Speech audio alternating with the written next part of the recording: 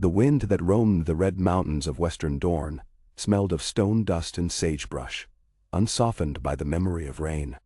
It hissed through every fissure of the Tower of Joy's pale stones, rattling loose scree and broken lances, teasing half-torn banners into desultory flutters. Ned Stark tasted the grit of that wind in his teeth as he climbed the final, narrow stair, sword still sheathed, though his hand kept its restless poise on the wolf-head pommel. Dawn had crimsoned the sky, spreading a bruise of violet above an orange rim, as though the world itself were wounded. Down below, the corpses of Arthur Dayne, Oswell Went, and Gerald Hightower lay cooling beside those of Ned's own companions, their blood soaking quickly into the thirsty sand. It was too soon for carrion birds, yet Ned imagined their shadows already circling. He tried to recall the victory's taste, and found only iron and ash. At the stair's summit a shattered oak door sagged on bronze hinges. The wood had split under his brother Brandon's long axe. Ned could still see the arc of ruin carved through the grain, as though time itself had tried to take a mortal wound. Inside, sunlight angled across a room that might once have been handsome. Tapestries depicting the dance of the dragons drooped in tatters, color bled away by years of desert glare. Cracked pitchers stood, overturned beside a scorched hearth. The air stank of old smoke, but beneath it lingered another smell: salt, copper, woman's blood. Ned's heart pounded with a thunder he had no desire to acknowledge. She is alive, he told himself fiercely. She must be alive. He found Lyanna in what had been a solar, curtained by moth-eaten velvet. She lay upon a chaise that had once been upholstered in Tyrion Lannister's famed green brocade. Now the cloth was blackened, as though the room itself had mourned. Her hair spilled across the silk pillow like night water, yet her skin wore a translucent pallor that made Ned think of fresh fallen snow. She smiled when she saw him, and that smile, God's, contained such relief, such quiet triumph, it cleaved his breath in two. "Ned," she whispered, voice frayed from fever. "You were so slow." He knelt, clasping her thin, too warm fingers. "Forgive me. I had hills to climb and friends to bury. But I am here." Memo. Lyanna's eyes drifted shut for a heartbeat, lashes shuddering. When they opened again, he glimpsed the wolf in them, stark gray, bright with unshed tears and a kind of midnight courage. "There were songs," she murmured. "They said winter roses never fade." "Those songs lied, Ned. All songs do." "The songs don't matter," he said, brushing damp hair from her brow. "Only you." A small wounded laugh escaped her. "You always were too solemn." She reached weakly toward the foot of the chaise where a basket rested, linen draped across its rim.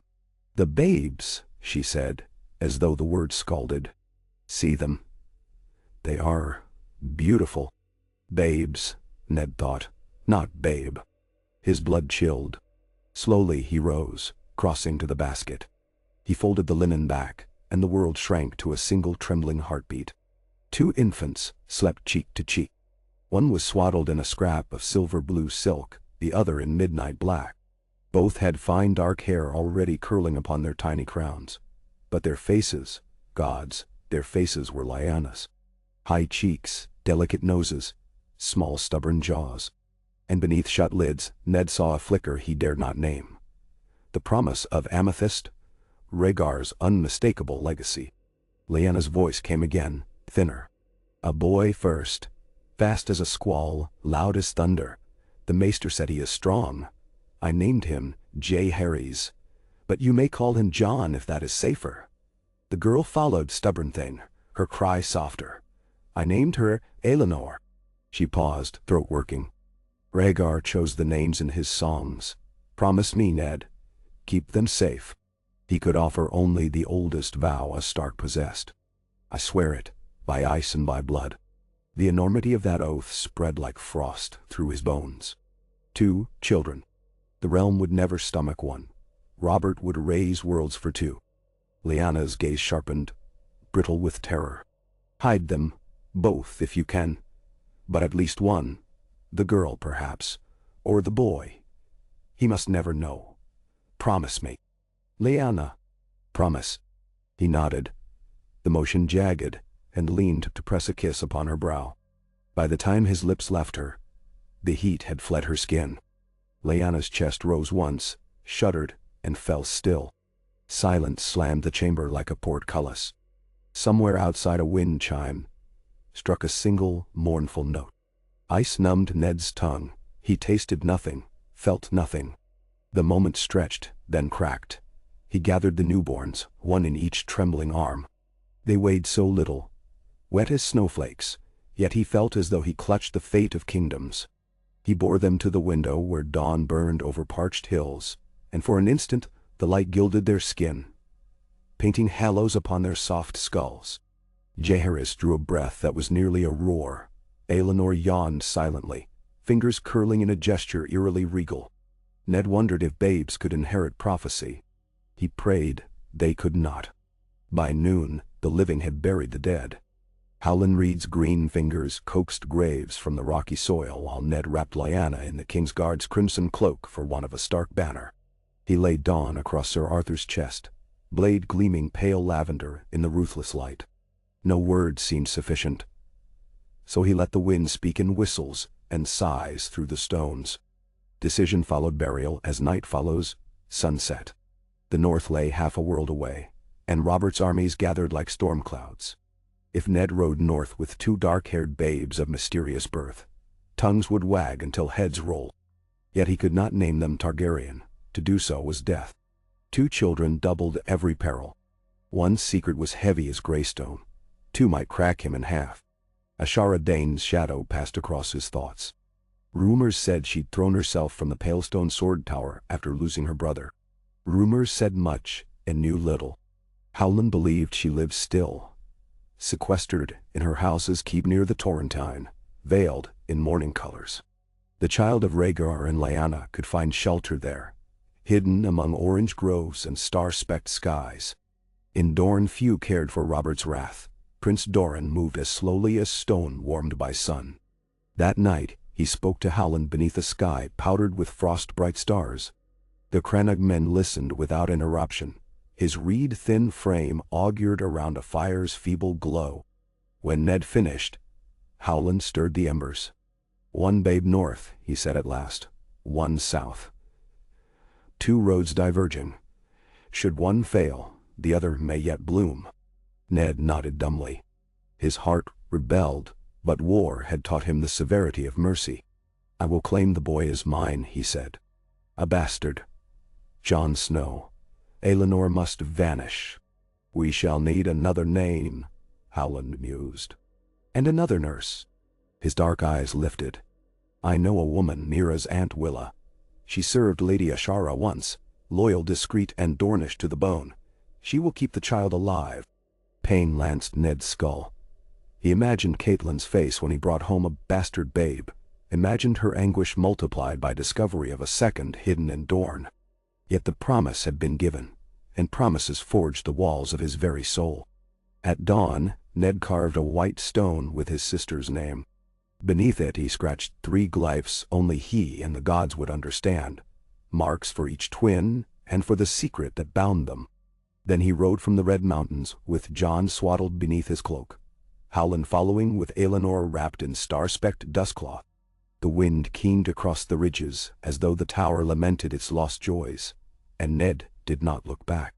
For weeks the little party picked a path through Dorne's arid canyons, avoiding towns and patrol roads. By day, the heat hammered. By night, cold sliced. Jon seldom cried, as if aware his small voice might summon knives. Aelinor fussed more, tiny fists flailing when the milk cooled too soon. Howland sang to her in the reedy tongue of the neck, lullabies about tree frogs and moon-silver lilies. The girl quieted each time, and Ned wondered whether ancient magic stooped unseen over their campfires. On the 14th night they reached the Torrentine's raging fork, its moonlit spray turning shards of water into quicksilver. Lady Ashara's refuge stood high upon a spur of russet rock, windows glowing faintly like lantern eyes. Ned dismounted in dust, churned by orange groves. A lone gull cried overhead, uneasy so far from sea. Howland carried the sleeping girl inside. Ned remained by the gate, the salt of his sweat crusted upon mail, Jon stirring restlessly in the crook of his arm. Time slowed, each heartbeat a hammer of doubt. He pictured Lyanna's smile, brighter even than dawn in the Red Mountains, and walked through the archway. Lady Ashara met him in a pavilion drenched with the smell of night-blooming jasmine. Her violet eyes, so like the blade dawn, now resting with her brother, seemed fathomless pools catching more light than they gave. She wore morning black, yet her presence thrummed like a harp-string struck. Ned felt suddenly graceless in boiled leather and road grit. "My lady," he began. She raised a hand. "Sir Ed, pardon, Lord Eddard. No courtesies tonight. Only truths." Bah. So he told her everything, from Lyanna's last smile to the decision that now trembled like a fledgling between them. Ashara listened with a stillness that frightened him. Only when he placed Eleanor in her arms did her composure splinter. She bowed her head, letting dark hair spill forward as if to veil her tears. "Arthur fell for honor," she whispered, voice raw silk. "Let his fall shield her life." Ned swallowed jagged gratitude. There were no safe words for what he asked. "She must be raised as no one's heir," he said. "No banners, no songs. A bastard perhaps, or ward." "No. A fosterling," Ashara agreed, eyes luminous. "The Danes have many cousins. She will be Nymeria Sand, daughter of a lesser branch. Dorne is kind to bastards, kinder than the rest of the realm." She kissed the babe's brow. "I will love her as my own." The night tasted of salt tears and jasmine when Ned stepped back into the courtyard. Jon's small body pressed warm against his chest, breathing a snowflake's whisper into the hollow beneath his collarbone. Ned thought of corridors running through Winterfell, of gray stone and hot springs, of the hearth in the great hall where the children of bannermen would huddle close each winter. He pictured this son of no mother, save a dead she-wolf, growing tall beneath banners of direwolves, never knowing his mirror in Dorne. In the saddle he murmured, "Your mother named you Jaehaerys, but you shall be Jon Snow." The babe gurgled, a sound between sigh and complaint. "Forgive me," Ned said, voice scraped raw, "for everything you will never know." They crossed the Greenblood by stealth, hugging willow-hung banks where smugglers pulled silent barges. The royal road, thick with retreating knights, could not be risked. 3 times they dodged Baratheon outriders. Once they bribed a sellsword company to ignore their northward flight. Jon survived a fever near Blackhaven, his skin burning so fiercely Ned sponged him with every swallow of water he could spare. Howland brewed willowbark tea and sang the deep-water dirge until the fever broke at dawn, leaving Ned weaker than any wound had ever done. Near God's Eye they parted. Howland bent toward the neck, Ned driving north for River Run, where Catelyn waited with grief still fresh for her father and murdered brother. The look in her blue eyes when he arrived with a bastard babe would become a memory he revisited only in dreams, yet even that pain, Ned told himself, was a tax levied by promises. Somewhere far south, Eleanor, Nymeria Sand, opened dark amethyst eyes to a sunrise through orange trees. She clenched her tiny fist around Lady Ashara's finger and would not let go. Years spread like the rings of a heart tree, each one adding silence between roots and sky. In Winterfell the bastard boy grew slim and quiet, shadow to Robb's red-cheeked laughter. Jon's direwolf eyes, gray-rimmed with smoke, missed no small kindness, nor any slight. He climbed the broken tower, sparred with the guards, taught himself to track hares across hoarfrost, as though the gods had stitched northern ice into his marrow. Catelyn's courtesy never thawed beyond brittle winter sun, yet she forbade others' cruelty. Ned thanked her with glances heavy as anvils. Jon did not resemble the Starks as plainly as Robb or Arya. His hair was darker, restless curls resisting northern wind. Sometimes, in lamplight, Ned imagined he saw a faint violet cast around the boy's pupils. Mere fancy, quickly dismissed. In Dorne, Nymeria Sand learned her letters beneath a latticework of lemon tree shade. She grew lithe as a whip, skin touched gold by relentless sun. Ashara's maesters marveled at her sharp wit, how at 5 she could recite each Dornish mountain pass, At 7 she mastered the step patterns of the water dancer's blade. Yet she asked often about the man in gray who had delivered her, and never once returned. Ashara would stroke her hair, murmuring of north winds and wolves that guarded dreams, of snows that glowed blue beneath moonlight. Nymeria, half asleep, whispered she dreamed of such snows, though she had never felt cold deeper than night breezes off the greenblood. And so 2 children lived, unaware of each other, yet linked by blood older than hills. Across leagues of desert and fen their souls hummed in remote accord, a music too faint for mortal hearing. The years gathered weight, Robert's court grew fatter. Varys' whispers multiplied, and the Southron ambitions of House Lannister began to twine like gold serpents round the Iron Throne's armrests. Yet north and south, twin hearts beat on. When Jon reached 9 years, Maester Luwin placed a dusty tome before Ned concerning the ancestry of bastards. Ned closed it without comment. That night he stood alone in the crypts, torch sputtering before Lyanna's statue. "They are safe," he promised the stone. But safe is not the same as whole. The torch crackled, flinging sparks into darkness. Ned imagined those sparks forming the shapes of twins, a snow-white wolf and a golden dragon, each racing toward a future only the gods could name. 900 leagues south, under moon-silver, Nymeria Sand crept along the spine of a high garden wall, bare feet padded against sandstone. Below her, lanterns swayed over a water courtyard, where Lord Tyene Dane entertained emissaries from Sunspear. Nymeria cared little for talk of tariffs. She preferred the song of the night.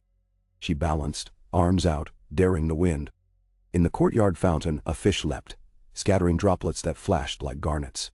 Nymera's heart skipped, echoing the fish's arc, and her laugh, soft as a bell's ghost, escaped her. That sound drifted across lemon trees to Ashara Dane's balcony, where the lady sat plaiting her hair beneath the stars. Hearing the laugh she smiled, a smile tinged with sorrow. In Nymera's face she saw the ghost of Lyanna, but in the girl's poised the shadow of Rhaegar's regality. Ashara wondered if prophecy were not a wheel grinding flesh into fate. She prayed the wheel might rust before it touched Nymeria. Another year and word reached Winterfell of a tourney to be held at White Harbor. Lord Manderley invited every northern house of note. Ned seized the chance. Jon might distinguish himself in the melee. Find valor's coin to purchase respect, no name could. On the same wind that bore the raven north, a second raven sailed south to Dorne. Prince Oberyn invited to celebrate the coming of age of his niece Arianne, with a grand exhibition of arms. Nymeria Sand begged Ashara to let her ride to Sunspear. Reluctantly her foster mother agreed. 2 events, half a realm apart, yet turning upon the same axis of steel and chance. Across dusty cobbles and snow-packed fields, the children of ice and fire began to march toward threads unseen. The story's breath quickened, but only slightly, like the first intake before a long ballad truly begins. The wheel inched forward, its spokes glimmered with the promise of convergence. Still, on that spring morning in Winterfell, Jon Snow's world was bounded by the ring of practiced swords and Robb's taunting grin. He thrust, parried, felt the jolt of wood on wood, left foot sliding through churned mud. In the south, Nymeria Sand bent her bow, loosing an arrow that sang past a silk target to thunk dead center. Their motions mirrored in invisible glass. Neither child knew their reflection yet, nor sensed the tremor widening through the world's weave. In the sealed chambers of King's Landing whispers took wing, talk of dragon skulls missing from the cellars, of red priests reading flames for signs of a hidden song reborn. Lord Varys' little birds pecked at tales issued from Dorne, a girl of startling beauty, violet eyes bright as amnesty. In White Harbor, Ser Jorah Mormont bowed debt-bent upon the docks, thinking of exile and redemption. Small moments, scattered as stars, but already configuring new constellations. If the gods watched, they watched in silence, as they had when Ned Stark rode from the Red Mountains carrying 2 futures, balanced on the breath of his honor. Now one future wore boiled leather and dreams of acceptance. The other danced barefoot along a garden wall, gold light spilling on her hair. Time would bring them nearer, but not swiftly, for fates as tangled as theirs are woven by patient fingers. And thus the tale, after its long inhalation, prepares to speak its first full sentence, though 5 hours of story remain, and the night is young, and every breath yet to come may carry either frostbite or flame. Kai J. Mist hung over Winterfell's training yard like a half-forgotten dream, softening the edges of stone and iron in a shroud of pearl. Jon brushed droplets from the wolf-pelt collar of his cloak while the yard's clangor, swords on shields, the barked cadence of Sir Roderick's commands, rolled against the keep's grey walls and dissolved into the haze. He was 12 now, all bone and sinew stretched lean across a frame that seemed to outpace his own sense of belonging. Robb joked that Jon grew the way a dire wolf cub did, all pause and promise. Jon laughed, but each jest carried a faint sting, the reminder of blood he shared, yet could never name. Across the muddy ground, Bran straddled a pony no higher than Jon's hip, face pinched in fierce concentration while Theon Greyjoy teased him away from a wooden quinton. Arya raced circles around them both, stick sword raised, hair streaming like a banner torn loose by wind. Jon watched, half smiling, fingers drumming the ashwood practice blade at his side. A raven's distant croak broke the rhythm, and his gaze drifted upward, toward crenellations veiled in fog. Somewhere beyond that pale ceiling lay White Harbor, bright with banners and rumors of song. Somewhere further still, south beyond imagination, a girl he had never met but to whom the marrow of his bones hummed a wordless kinship. He could not have said why he felt it. At each solstice, he dreamed of a great orange sun setting beneath impossible mountains, of orchards spilling perfume, of a face lit by lamplight beneath lattice shadows. He awoke tasting salt and something sweeter, like honey melting on the tongue. In the dim quiet of the new day, the dreams thinned, brittle things, and Jon never spoke of them. Catelyn's caution pushed him to silence as surely as any spear wall. Yet sometimes, when dawn bled rose across fresh snow, he caught himself scanning the horizon for a figure no northern road could send. The clang of iron on iron cracked his reverie. Sir Roderick motioned him to the center of the yard, calling Robb to join. 2 helms waited on a barrel head. Jon lifted the planer, sliding the boiled leather liner snug against his brow. Robb took the helm crested by a painted direwolf and grinned, boyish confidence bright as torch flame. Nearby, Catelyn watched from under the covered walkway, Maester Luwin at her shoulder. The lady's gaze passed over Robb awash with pride, lingered on Jon an instant longer, unreadable, then withdrew. Jon felt the familiar hollow open inside him, a room with no doors, and closed its shutters with a practiced breath.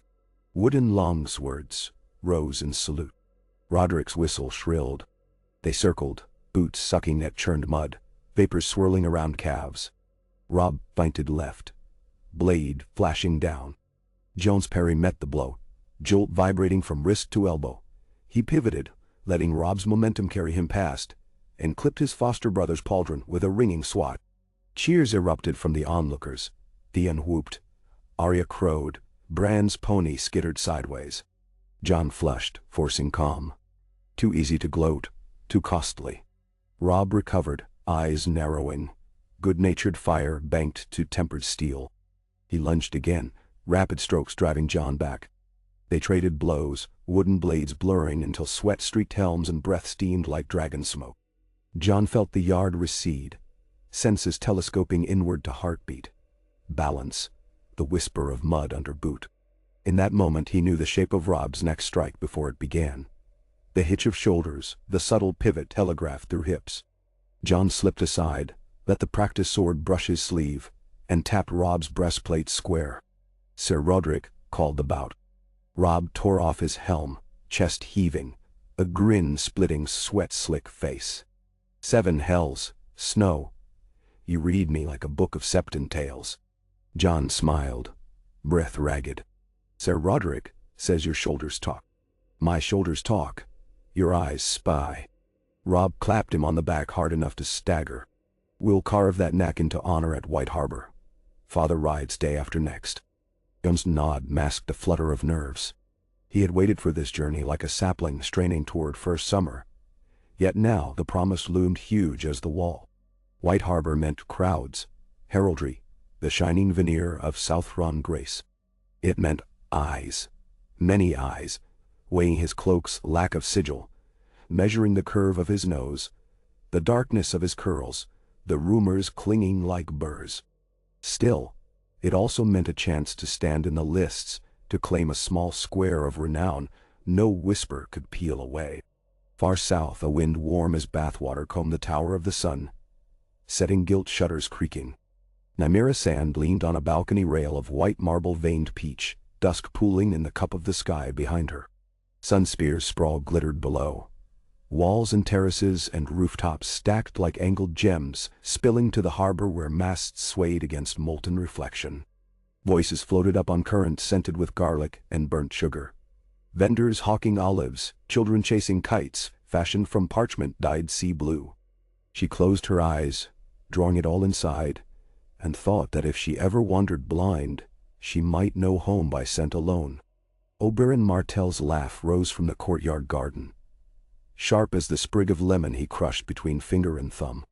Nymeria watched him pace, lithe as a cat, cutlass scabbard slapping calf. Her cousin Arianne perched on a bench of patterned tile, scratching absent circles in the dust with a sandal toe. Between them, a practiced spear lay across sun-faded silks. Nymeria knew that soon Oberyn would call for a last exhibition bout before tomorrow's feast, and she felt the familiar coil of anticipation tighten beneath her ribs. Ashara Dane appeared behind her without soft footfall or rustle of gown. "You should braid your hair for rest," she murmured, smoothing an errant strand from Nymeria's cheek. "Spears and loose curls share little fondness." Nymeria glanced at the sky's blood-orange melt. "There will be no rest. Not tonight." Ashara's lips pursed. She had aged gently. Violet eyes deepened by grief yet unclouded, face a candle in shadow. "Night's torches will burn long indeed. Do not let them burn you."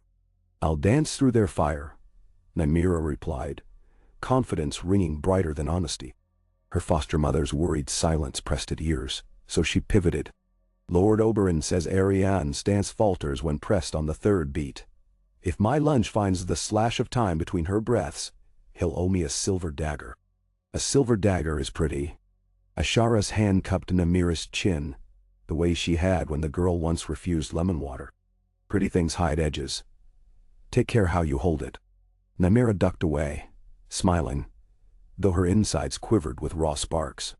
"Edges are lessons."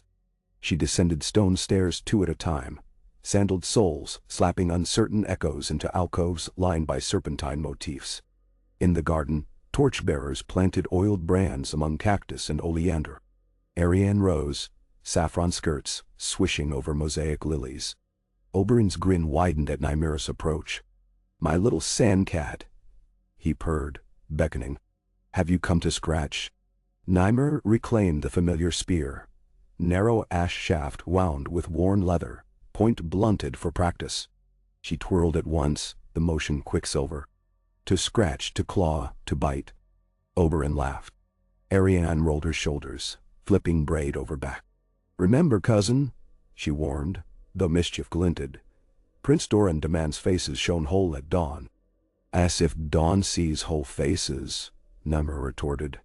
They crossed to opposite ends of a tiled aisle, where painted suns spiraled outward in fiery radiance. Oberyn raised a hand. "First blood," he proclaimed. "Or first bruise purple as plum, dance." Spears met with a wooden thunk like a door thrown wide.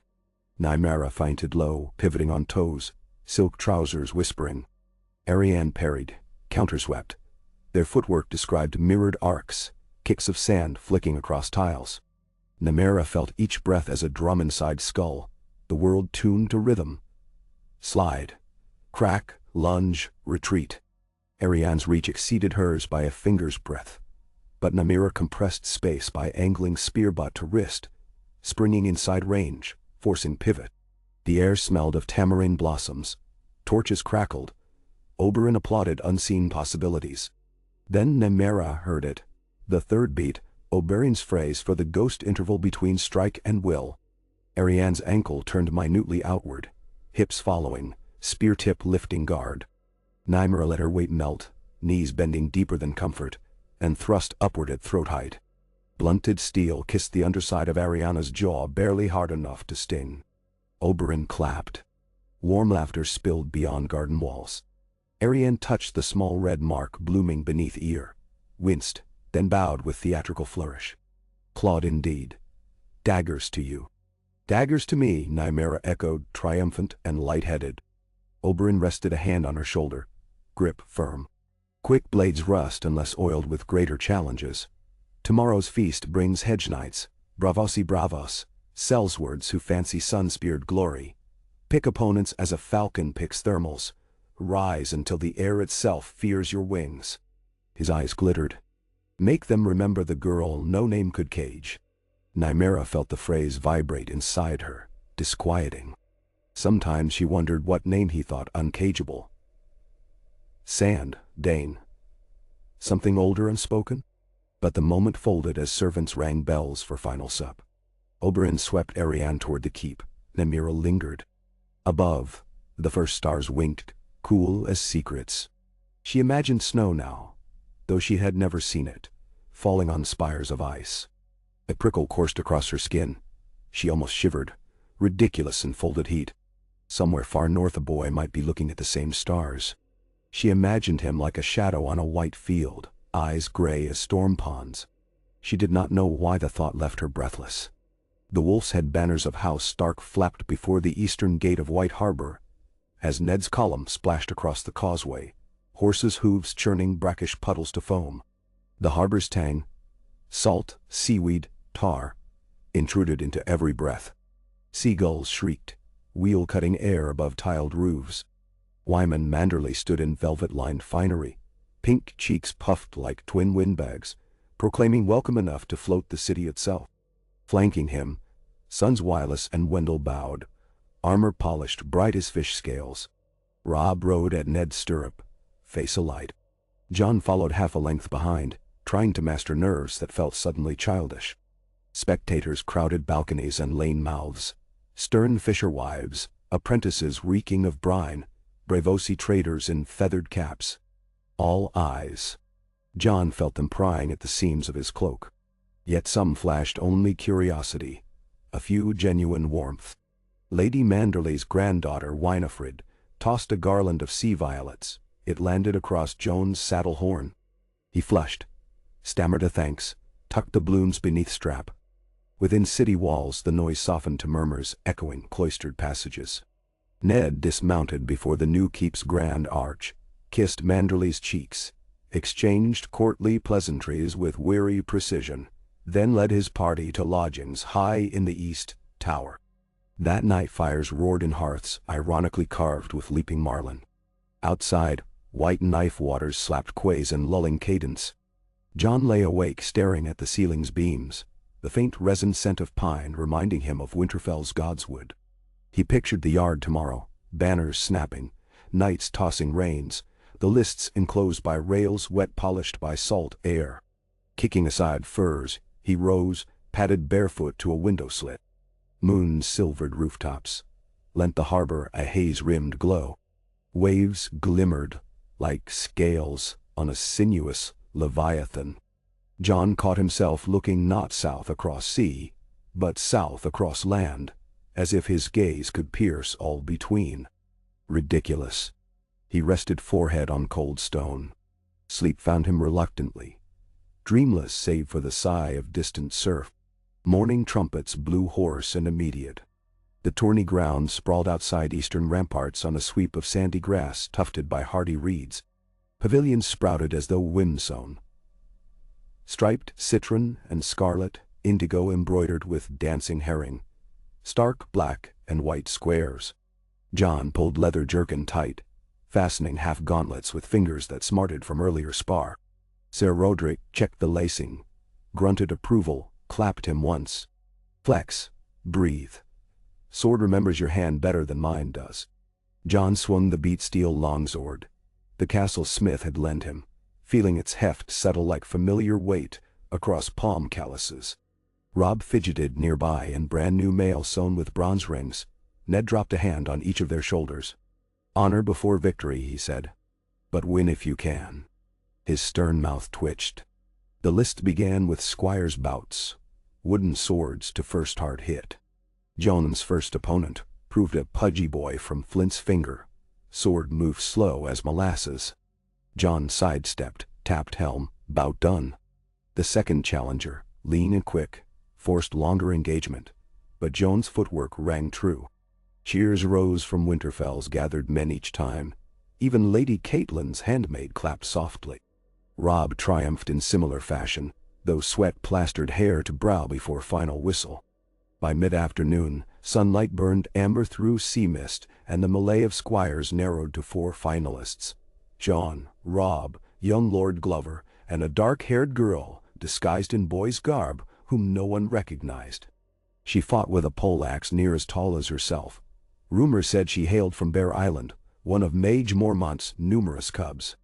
Jon squared off against her first. Their duel reached ferocity, the girl's axe sweeping arcs that whistled like diving falcons. Jon ducked, rolled, closed distance, used sword hilt to knock helmet skew. Referee called match. She spat a curse, but eyes shone grudging respect. Finals pitted Jon against Robb. The crowd roared, intoxicated by stark names facing one another. Jon's heart hammered. Robb smiled, warm, true, yet edged with competitive flame. They saluted. Upon Sir Roderick's bark they met. For a dozen exchanges neither gained clear advantage. Robb's vigor matched Jon's precision, the ring of blows like smith hammers forging something invisible between them. Sweat stung Jon's eyes. He blinked sea salt tears, but kept blade welded to intention. Finally Robb misjudged a parry, momentum overextended. Jon sidestepped, blunt pommel catching Robb's ribs. Wood thudded, Robb gasped, dropped to a knee. Silence sucked the arena void, then cracked as applause exploded. Robb wheezed laughter. Jon offered a hand, pulled him upright. Bear hug followed, armor clanking. Ned's smile shone rare and unguarded. Lady Catelyn applauded politely, expression unreadable. Wyman Menderly tottered forward, double chin bobbing to drape a blue and silver ribbon around Jon's neck. A victory for House Stark, he proclaimed. Yet under clamor Jon heard whispers. Stark's bastard. Snow fought like wolf. Strange eyes. Mouth dry, he bowed. That evening, a feast sprawled across vaulted halls, smelling of roasted cod and sweet kelp wine. Jon found himself seated between 2 Manderly cousins, who peppered him with questions about direwolves, while across the table a brave O.C. captain boasted of Taroshi maidens. At night's waning his eyes ached from smoke and 2 bright sconces. Excusing himself, he slipped outside, needing sky. White Harbor slumbered beneath a veil of chimney smoke. Jon wandered quayside, ribbon tucked in belt. Gulls nested silent. Moonlight dappled the knife. He leaned against a bollard, mind buzzing not with victory, but a lonely ache banished earlier by cheers yet returned. Footsteps approached. Robb emerged from a side door, cheeks flushed, hair tousled. "I thought you'd vanish like mist," he said. "Just air." Jon inhaled fish-rank breeze. "Was it ill that I won?" A frown creased Robb's brow. "Only ill that you think so." Jon shrugged. Some watchers didn't cheer. Robb snorted. "Fools choke on names, you won fair. Some part of me is jealous, another proud.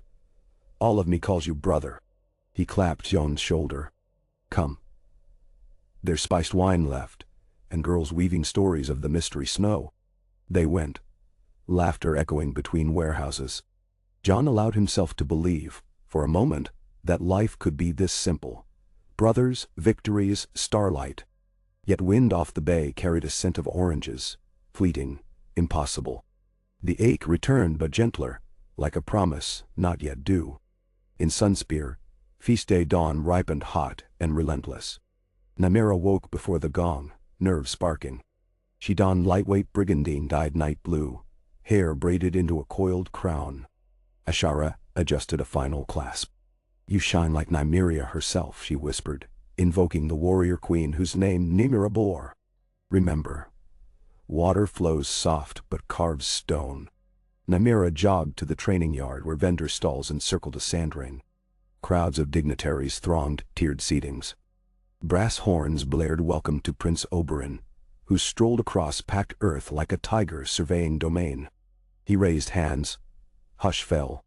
Announcers named contests, archery, spear dance, paired duels. Nymeria entered under pseudonym Sandcat, a jest telegraphed to insiders yet opaque to most. First event, archery at moving targets.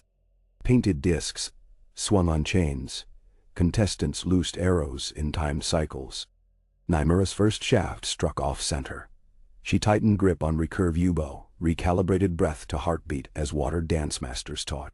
Next 3 arrows thumped dead center, chains clinking. Applause rippled. A Taroshi mercenary scowled, having missed 2. Second, paired duel. A water garden guard of lithe grace chose Nymeria as partner. Twin obsidian daggers versus her spear. They performed choreographed bouts of lightning exchange, each parry blossoming into flourish, a dance of predator and prey trading masks. Spectators gasped, recognizing artistry above bloodlust. Nymeria felt adrenaline burn sweet. Between events, servants offered chilled pomegranate juice. Nymeria declined, preferring clarity unsweetened. She noted nobles' gazes trailing her like candle moths. Among them sat Sir Gerald Dane, her distant cousin known as Darkstar. Eyes silver-hard. His regard felt like bare steel. She looked away. Final contest, the Circle of 12, a melee of 12 fighters entering in staggered sequence to last until only one stood. Nymera's number fell 9th. She waited behind linen screens, listening as crowd noise swelled, clashed, fell. Sand crunched, steel clanged, men grunted. At last a horn sounded. Next combatant. She strode into brilliant sun, spear swirling overhead before dipping to salute prince and crowd. Arena floor shone littered with scuffs and colored ribbons marking earlier defeats. 3 fighters remained. A Myrish bravo brandishing slender estoc, a knight of Euronwood hefting half-maul, and an unarmored cell-sail of the stepstones, twirling twin sabers. They paused, assessing newcomer. Euronwood pointed maul. "The cub first," he growled. Merriman smirked.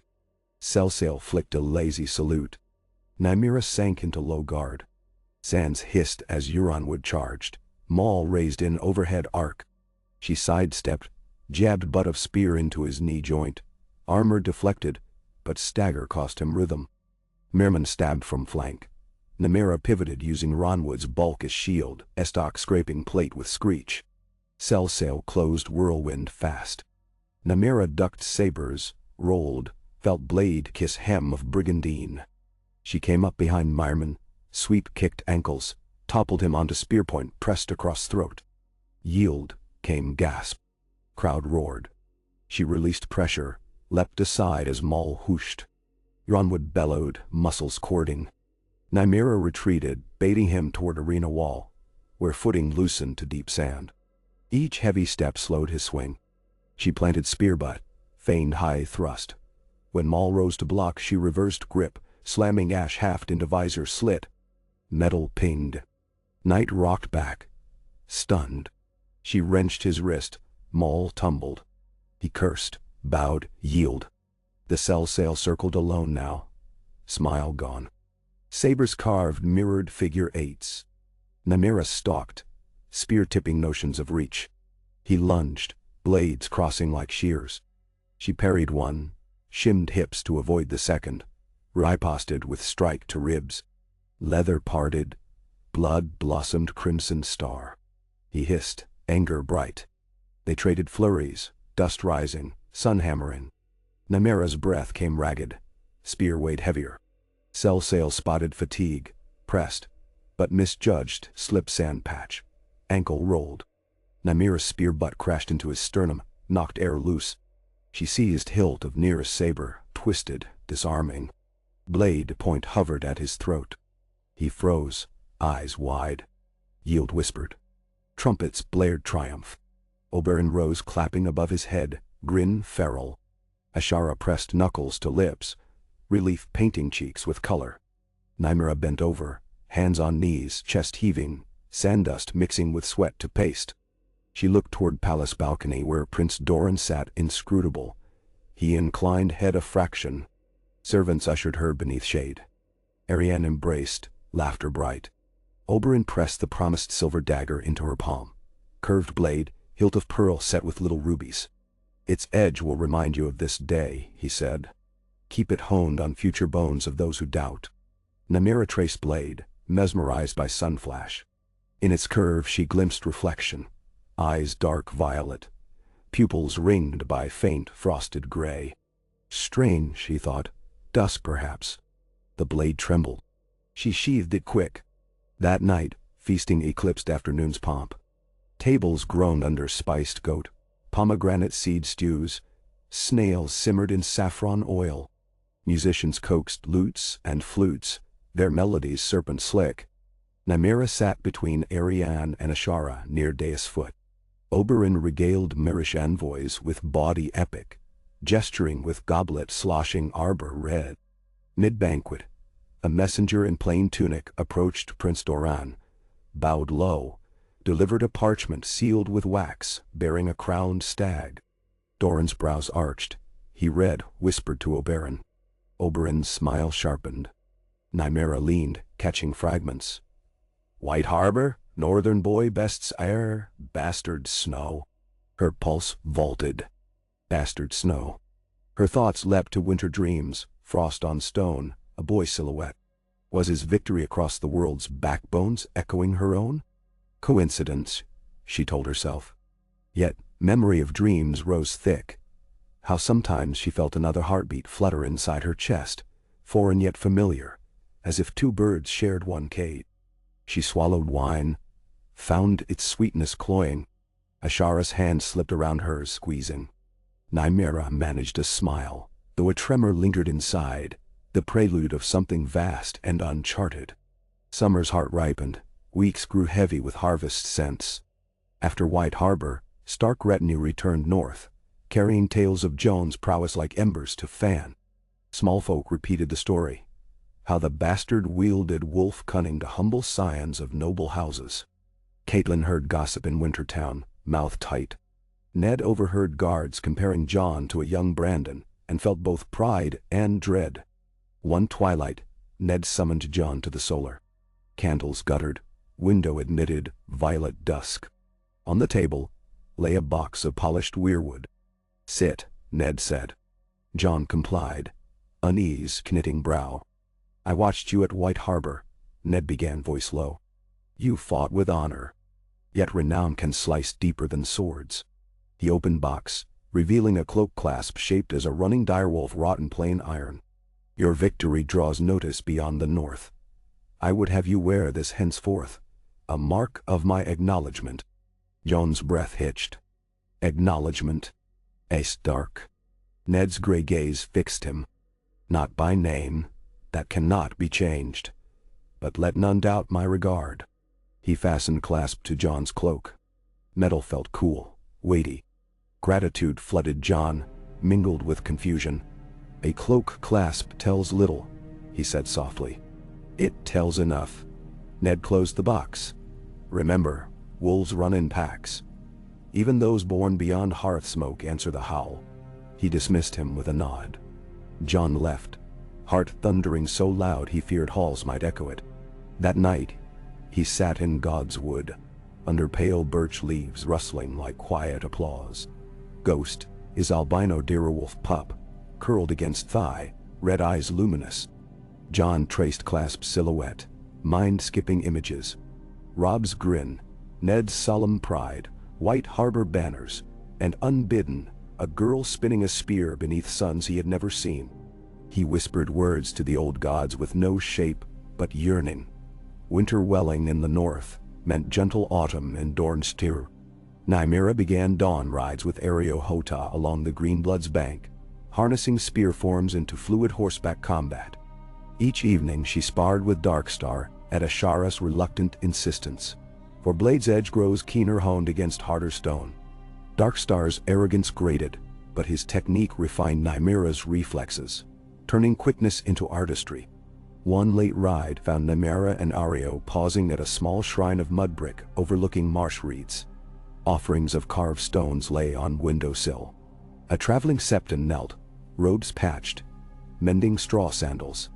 He rose as they approached, eyes twinkling under ragged hood. Blessings of the seven on the unnamed, he greeted cryptically. Nymeria frowned. Who is unnamed? The septon smiled, tooth gap wide. A story rides the winds. Two flames born of one spark, sundered by oath, hidden by honor. One in snow, one in sand. When their fires join, shadows flee. He inclined head toward her, as if expecting recognition. Ario's hand drifted to axe haft. Mummer's tales, he growled. Septon shrugged, returned to sandals. Nymeria rode on, unsettled. That night she retold words to Ashara. Her foster mother's face paled, but she smoothed expression quick. Traveling holy men gorge on rumor, she said. Let gossip dissolve like mirage. Yet sleep found Ashara fitful. Bygone vows twined through dreams until dawn seeped violet into her chamber. Word of Joan's clasp reached King's Landing by autumn's turn. Lord Varys tasted rumor as a vintner savors first press. In the Red Keep's hidden passage he whispered with Petyr Baelish. A bastard so loved invites suspicion, he mused. Silk voice sliding through torch gloom. Snow's prowess. Stark favor. A trifling matter unless lines connect to whispers of a Dornish girl, with violet eyes wielding spears like quills. Littlefinger's smile sharpened. Connect them? And profit? Perhaps only intrigue. Very steepled fingers. Yet Robert's paranoia sparks easily. Tell him dragons stir, he will send hammers. I would rather know truth before tongues set realm aflame. Baelish shrugged. Truth is rarely profitable. Perception, however. He let thought trail, coin flicked into air. Catching torchlight. May I suggest a wager? Seed half-truth in a fertile ear, and watch which garden grows quicker. One in King's Landing, one in Sunspear. When gardeners prune, blooms bleed. But cuttings may be grafted into new boughs. Baelish bowed, cloak whispering. In his wake, Varys sighed, feeling realm's delicate tapestry strain. Snow heaped upon Winterfell's battlements, mounding thicker than even old Nan recall. Jon shoveled paths at dawn, breath pluming silver. Ghost bounded alongside, ivory against white. The cold clarified everything. Edges of tower, ring of steel, scent of pine sap fireplaces. Yet, beneath clarity pulsed restless heat of adolescent yearning. A quest for purpose not wholly sated by yard victories. Maester Luwin delivered a letter from the wall. Benjen Stark requesting recruits come spring. Jon's heart kicked. Nights at hearth he peppered Benjen's earlier tales for details. Ranger exploits. Wind moaning beyond black ice cliffs. Camaraderie hammered in frost. To serve the watch promised belonging free of bastardy's stain. Ned, however, answered queries with furrowed brow, bidding Jon ponder more winters before oath. South. Nymeria read sea-borne parchment recounting a northern boy's rumored intention to ride for Wall. The note came from Oberyn's contact in Gulltown. Nymeria felt sudden dread, though she could not name why. The Wall to her was legend, an endless bulwark against cold. She imagined the boy snow, back pressed to frozen stone, wind scouring flesh, and shivered though noon heat shimmered. Years layered, neither swift nor languid, stitching subtle corridors of fate. Jon turned 15. Shadows darkened jawline, voice roughened like gravel underwater. Nymeria bloomed into 17-year poise, strides pantherine. Across courts lords and ladies now eyed her with intentions both political and personal, though Oberyn guarded her like a jewel whose facets cut as keen as glimmered. By coincidence or destiny, a royal progress announced would converge on River Run the following spring. King Robert, Queen Cersei, an entourage meant to soothe Riverlands after Greyjoy skirmishes along the coast. Doran Martell, coaxed by diplomacy and chanced to heal old wounds, consented to send a delegation. His brother Oberyn, niece Arianne, and Nymeria Sand as sworn lady in attendance. Ashara balked. Dorne insisted. If peace is ever to root, he wrote, it must drink from wells unpoisoned by lingering sorrows. Let young vines climb walls toppled by war. Nymeria accepted with equal parts dread and thrill, A journey north, to riverlands where rains tasted of ironwood, of legends knit with wolf howls. She pictured map scrolls, the Nex mires, the stony path hugging Moat Cailin, the branching river like silver antlers. Somewhere beyond lay Winterfell. Would their route lead even near? Unlikely, yet possibility stirred night-long dreams. In the north, ravens carried word of progress. Robert intended to hunt boar along Trident floodplains. Lords were bidden to attend. Ned prepared reluctantly, mindful of burdens old friendship with Robert placed upon shoulders. Catelyn anticipated reunion with sister Lysa, rumored to travel as far as Riverrun. Robb thirsted for adventure. Sansa dreamed of courtly dances. Arya plotted escape from them. Jon waited, uncertain whether his place existed in such procession. Ned surprised him. "You ride as squire to Sir Roderick. The king asked after you when word of White Harbor reached him. He would witness the wolf bastard with his own eyes." Jon's gut tightened. Recognition from a king might be blessing or brand. Still, he bowed gratitude, determined to acquit himself nobly. He imagined campfires beside grand tents, the hum of a realm's power across night air.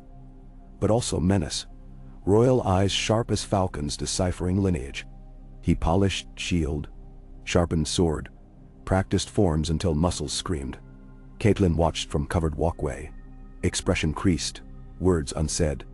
On the eve of departure, Ned led Jon into crypts, torch-casting leaping giants along basalt kings. Before Lyanna's statue, Ned halted. Carved stone seemed softer in flicker, lips curved in half-laugh. Jon felt chill beyond tomb's cold. "Promise me you will keep your temper," Ned said quietly. "Men will test you with honeyed barbs. Let no blade you swing be loosed by pride." "I will try." Ned placed hand on direwolf clasp. "Dottie, a storm may strike soon. If it darkens, remember your feet know the north. Follow them home." His gaze lingered on Lyanna's face. Jon wondered if grief hollowed him still each time he stood here. They climbed back to Living Stone. Ned clasped Jon's shoulder, fleeting, then turned away. The royal progress wound like vibrant serpent across King's Road. Banners snap-snapping. Crowned stag, lion crimson gold, red comet of Baratheon pretenders, blue trout of Tully. Jon rode among stark column, Sansa ahead gossiping with Jane Poole, Arya scowling behind Septa, Robb at Ned's side. Gendry's smith wagon rattled among farriers' camp. Salt merchants trailed for trade spoils. From south approached Martell retinue, distinct as sunrise. Bright copper pennants, gold suns centered on spears, dromedary-drawn wagon with silk canopy, under which sat Prince Oberyn, and Arianne playing civasse with pieces carved of lapis and onyx. Nymeria rode flank on silver-dapple mare, spear crossed behind saddle. Cloak of deep melon orange fluttered, revealing brigandine, still night blue. It was on a flat meadow along the willow water where progress halted for midday rest, and two columns came to face across rippling grass. Tents blossomed in mirrored arrays. Courtiers milled. Introductions commenced under wary eye of Kingsguard. Robert's booming laugh cracked tension. Oberyn's quips laced honey with mild poison. Jon, carrying Sir Roderick's helm for cleaning, threaded between clusters. He paused at riverbank to rinse dust, ghost padding silent. A flick of color beyond willows caught his eye. A saddleless mare drinking, and beside, a young woman crouched, palm scooping water. Sun struck her hair in bronze glints, long braid trailing nearly to knee. She straightened, meeting his gaze. Everything slowed. Her eyes held dusk and dawn at once, violet deepening to gray around outer rings. His breath forgot rhythm. For her, the boy's silhouette of winter dreams resolved into flesh. Curls tousled, face open, eyes of storm steel reflecting riverlight. A heartbeat passed. Another. Jon grasped reins to move aside, murmured, "My lady." She inclined head, eyes lingering, slight smile haunting. Ghost chuffed, sniffed air warily. Mare flicked tail. Water lapped, grass hissed under faint breeze. Nothing else dared intrude. Nymeria broke silence first. "Your wolf is pale as salt." "Ghost," Jon said. He was runt of litter. Runt? She extended hand. Ghost patted closer, sniffed fingers, accepted pat. Runt bears bold heart. She faced Jon. Do you squire? For Sir Roderick Castle. He realized he yet held helm dripping water. I should return this. She nodded. Perhaps we shall cross spears at lesson ring. I have only sword. Steel sings in any tongue. Her smile widened fractionally. She swung upon mare, no stirrup, fluid. Ride well, wolf. He watched her guide horse along river, cloak blazing ember. Jon exhaled slow, aware of pounding heart, throat dry. A sense of rightness settled, startlingly profound, as if puzzle pieces aligned for first time revealing hidden image. He rinsed helm again though needless, trying calm. Behind willows, trumpets announced Council of Lords. He hurried back, but mind remained by river where violet eyes had pierced through fog of names. Afternoon councils dragged under canopy scented of trampled mint. Robert drank, joked, called for boar hunt at dawn. Ned negotiated supply levies. Cersei watched Martell glare and smiled thinly. Nymeria stood behind Arianne, silent yet alert, while Varys' eyes darted like gnats to honey, taking note. When talk turned to Greyjoy raids, King's mood soured. He demanded numbers, burned coastlines, recompense. Oberyn offered Dorne's galleys to assist. Cersei questioned generosity. Sparks crackled. Doran's letter of peace commitments was read aloud. Salving. At dusk, open fields became sparring yards. Knights, sellswords, Dornish spearmen exhibited forms. Friendly challenges issued. Jon, polishing blade near rack, saw Nymeria accept bout with Sir Harry Swift, a gaunt, reachy knight. She danced around his longsword, spear flicking. Watchers gasped when she tripped him into dust. Robert laughed uproarious. Cersei frowned. Nymeria saluted gracefully. Ghost nipped Jon's heel, urging forward. He stepped into ring to help tidy fallen shields. Swift retreated blushing. Murmurs rose. Snow, bastard of Winterfell, show us northern steel. Before pride could object, Nymeria turned, spear level, eyes bright. Will the wolf join the sandcat? She called. Cheers spiked. Jon's stomach swooped. He inclined head, unsheathed sword. They faced, both aware of eyes thick around rails. Lannister gold, Martell bronze, Stark gray, Baratheon black. A hush pooled. Spears and sword measured distance. Jon advanced cautiously. Nymeria pivoted, circle narrowing. Sand still clung to her boots, dust freckles across brow. They traded tentative probes. Spear butt jabbing, sword batting aside. Jon noted her footwork, quick as memories. She noted his reading of her shoulders. Rhythm built, filled world. Slide step, turn, feint, parry gade. Grass bent under their dance. Jon lunged, sword aimed for shoulder. She spun, haft catching blade, redirecting impetus to ground. Cheers. He recovered, smiled despite exertion. She smirked, glimmer of teeth. As bout lengthened. Storm clouds bruised horizon, wind gusting. Jon sensed her breathe heavier. He angled pressure, forcing retreat. She conceded each step grudgingly until heels brushed rail. With sudden explosive burst, she vaulted over blade, spear whirling overhead, landing behind him. Crowd cried out. Jon twisted, parried downward slash. Boots slipping. Nymeria pressed. He backpedaled, searching opening. He found it when she overextended a thrust. He trapped spear under arm, jerked, closing distance. Wooden haft flexed. Nymeria let go, spinning into elbow strike that glanced his rib. He winced, but momentum carried sword pommel to her hip. They separated, breathing hard. Robert's laughter boomed. Oberyn leaned on rail, eyes gleam. Ned watched, face unreadable.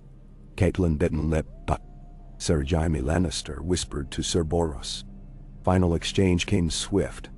Nymeria feinted high, spear butt low at knee. Jon sidestepped, swept sword across midline. She reversed spin. Spear tip aimed at breast, but slowed an inch before contact as Jon's blade halted likewise against her throat. A mutual yield, read by crowd as chivalric perfection. Applause thundered. They lowered weapons, bows respectful yet charged. Robert clapped. Well struck. Wolves and sand makes for good hunting. He drained horn. Cersei's smile tied his drawn string. Oberyn nodded approval. Nymera's answering glance carried gratitude and camaraderie. Jon felt exhilaration, connection deeper than boon of battle. Night's feast celebrated harmony. Jon found seat near Martell table, courtesy of Prince Oberyn, who insisted on medal meeting medal. Conversation flowed. Nymera recounted Merman's harbor archery. Jon told of sons he'd never seen. They discovered mutual fascination with old Valyrian tales. Aegon the Unworthy's Blackfire Rebellion, Nymeria of Rhoynar's flight. Oberyn teased that two dusty scholars masqueraded as fighters. While minstrels played, Varys slipped between guests, gleaning. Baelish smiled over chaliced arbor gold. Their eyes noted the bastard and the sandcat exchanging stories by lamplight. Sparks visible, tinder unknown. Later, under star-blown velvet, Jon and Nymera walked riverbank again. Tents cast warm glows behind. Frogs croaked. Ghosts trotted ahead, occasionally sniffing at shadows. Nymera unwrapped silver dagger, moonlight rippling along curve. Jon whistled admiration. Prize of your victory. My reminder. She flipped hilt, caught blade between fingers. Where I come from, we respect edges. North too, Jon said softly. He hesitated. May I? She passed dagger. He weighed it, balanced perfect. He traced engraved sunburst on pommel. Beautiful. And yet dangerous, she said. He met her eyes. Something electric arced. Words came. Some things are both. She did not look away. A hush fused night and breath. Nearby water murmured, unconcerned. From camp a horn blew summons for closing of gates. They turned back. At her pavilion, she paused. Thank you, Wolf, she murmured, for dance and word. She touched fingers lightly to his clasp, then withdrew inside. Jon stood long moments, feeling heat of her touch through iron. Ghost nuzzled his hand. He exhaled, heart drumming. Tomorrow progress would resume. Paths might diverge.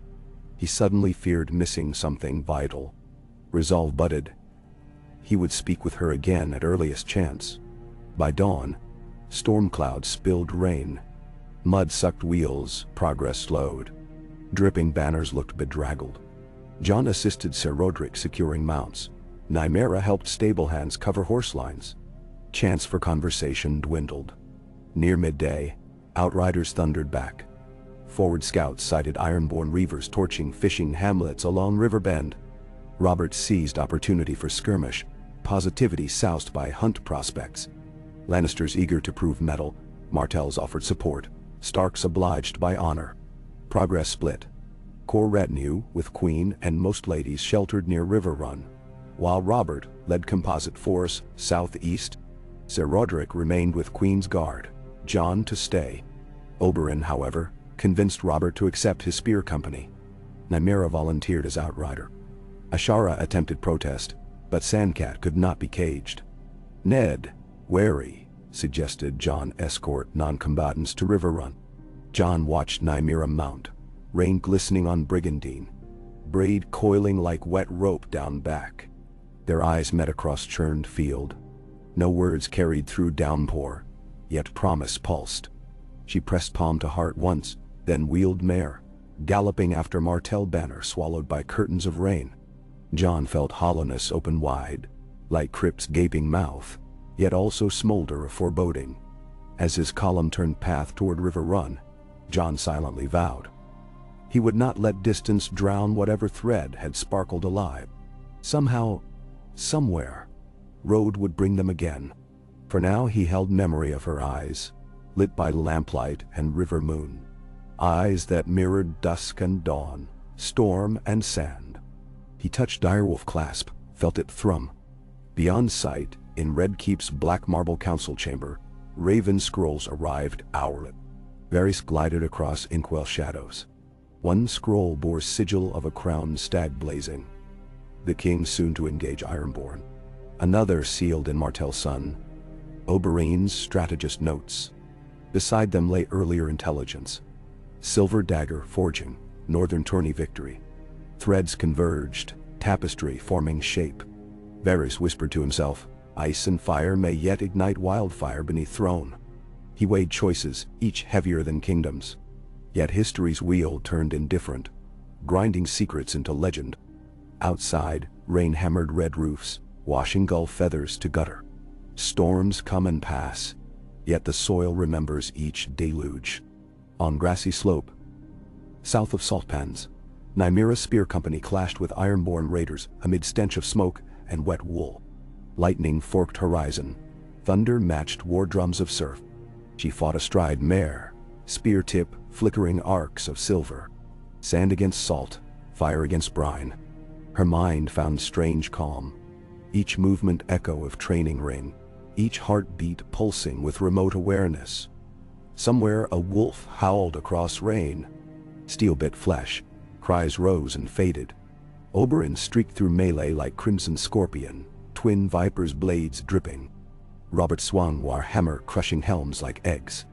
Carnage blurred. Amid chaos, Nymera dismounted to protect fisher child pinned under fallen cart. An Ironborn axeman lunged. She intercepted, spear point sliding under beard, severing promise of breath. She hauled child to safety behind rock ridge where wounded clustered. Lightning illuminated scene, freezing photograph across retinas. Robert raising hammer high, Ironborn turning to flee, Oberyn laughing wild. Rain hammered world into primal clay. The battle's end came sudden, as often does. Survivors gathered, counted dead. Stark men assisted pyres. Martell bound wounds. Nymera found vantage on low bluff, breathing steam. Storm clearing to reveal bruised violet sky. She thought of the wolf boy at river, wondered if he slept safe in river runs halls. She touched silver dagger hilt. Resolve blossomed. After escorting king to river run, she would seek out Jon Snow, speak beyond sparring and riverbank pleasantries. There were truths inside her chest, demanding daylight, stories of flame born with frost that no rain could quench. River Run rose from meeting of rivers like a ship poised for voyage. Jon rode through gates under trout banners, felt tug of memories of Mother Cat's maiden home, though not his. King greeted Sister Lysa in high hall draped with pale blue. Jon observed from shadow while knights recounted battle details. Ned arrived 2 days later with barely scuffed cloak. Ironborn threat repelled. When Martell contingent finally straggled in, weary yet swaggering, Jon's pulse quickened. Beneath triumphal cheers he scanned for Nymera. Saw her eventually dismount, braid shortened, cheeks smudged with soot but eyes bright. She spotted him across courtyard, smiled small, exhaustion soft. He stepped forward, but throng pressed between. Robert summoned her to pavilion for debrief. Jon waited through sunset, but she did not appear. Frustration gnawed. That night, restless, he walked battlements. Below, Waterfork glistened mirror to stars. Ghost padded alongside. Halfway he found Nymera, leaning against crenellation. Moonlight palest gold on features. She turned before he spoke, as though guided. They faced, silence thick, yet comfortable. I feared you fell, he said. Storm did not break this spear.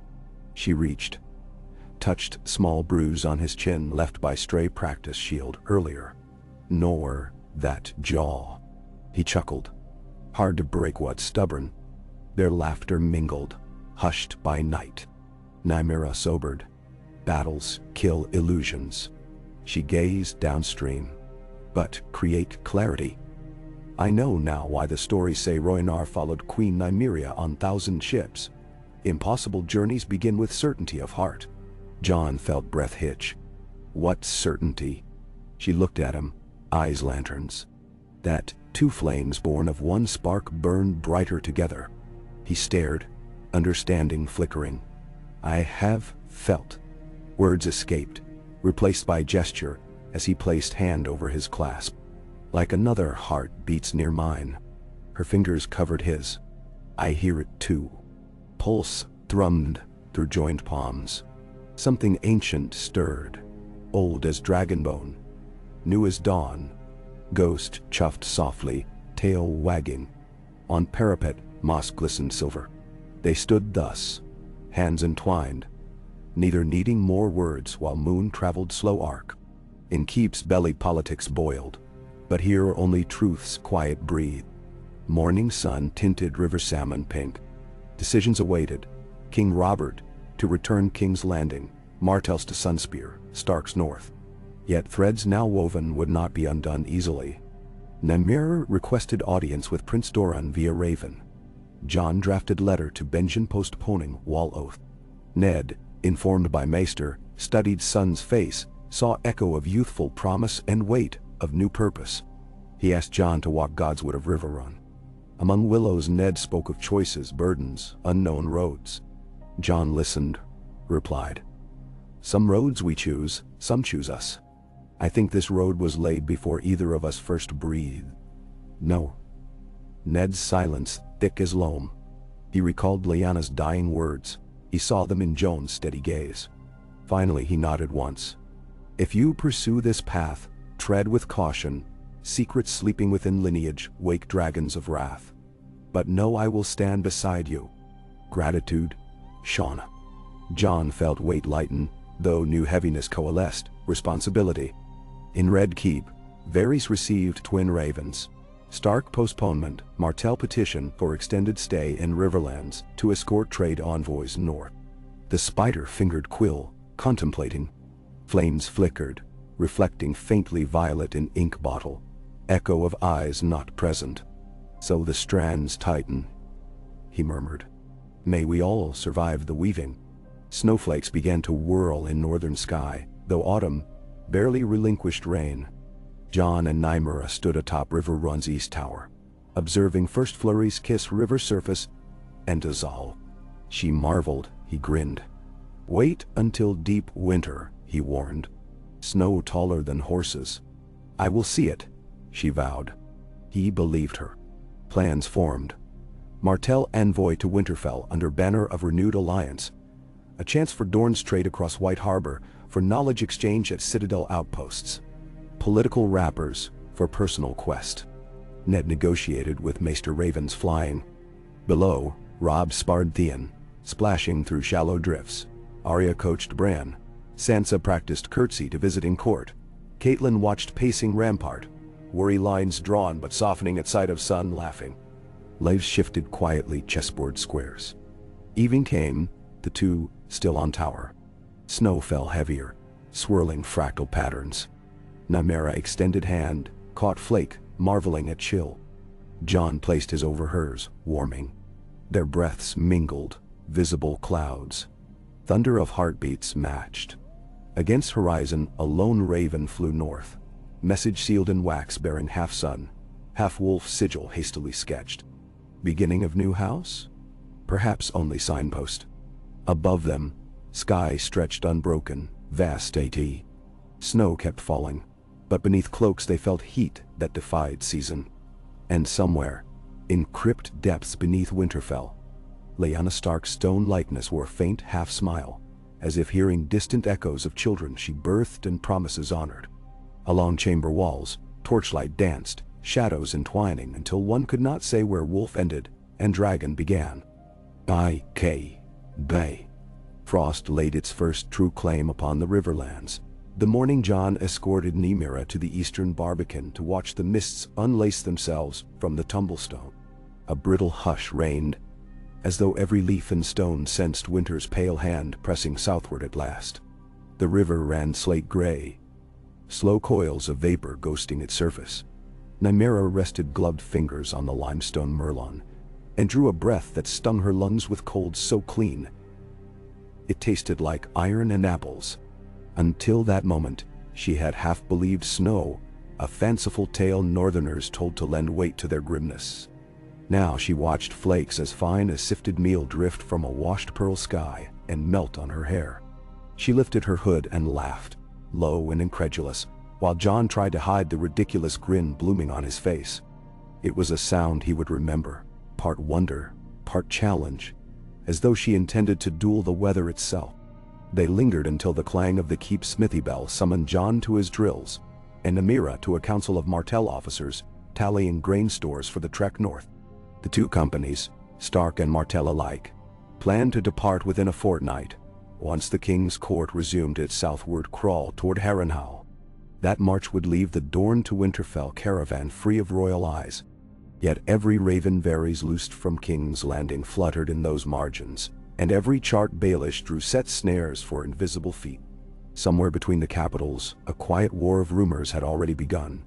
Inside Riverrun's great hall, Catelyn moved among servants directing the packing of chairs, candlesticks, and delicate bedsheets that had traveled with her retinue. She had decided to accompany the northbound train rather than linger by her ailing father's bedside. Hoster Tully's fever had broken the sweep before, and the maesters assured her he would drift in and out of recollection a while yet.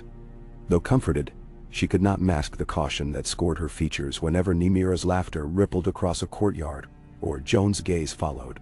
Targaryen or not? She did not know the truth. Nymeria Sand was Dornish, and Dornish passions were as quicksilver as their blade.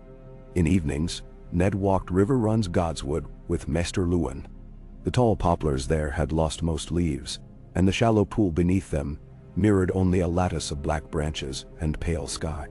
Ned bent beside the water as though listening to voices in its faint lapping. Luwin spoke crisply about provisions, escorts, and weather omens. But his words were a shield. He had seen the clarity in Ned's eyes. A decision was shaping, one whose edges nicked the past and the future both. Whatever the Lord of Winterfell had sworn in a dying tower in Dorne, that vow's price was circling at last, claws extended. The day before departure, Robb insisted on a final melee for all willing. Riverrun's yard became a chaos of shields daubed with trout, wolf, sun, and spear dot. Snow hissed under boot soles, churned to slush by noon. Robb paired with Theon. Bran rode a hobby horse around Hollering strategy, and Arya sparred water dance style against a red-wine squire twice her mass. Jon and Nymeria faced each other at the yard's far end, no spectators but Ghost and two bemused grooms, pretending to mend spear shafts. Jon fought with blunted steel. Nymeria, mindful of northern qualms, wielded a short staff rather than spear.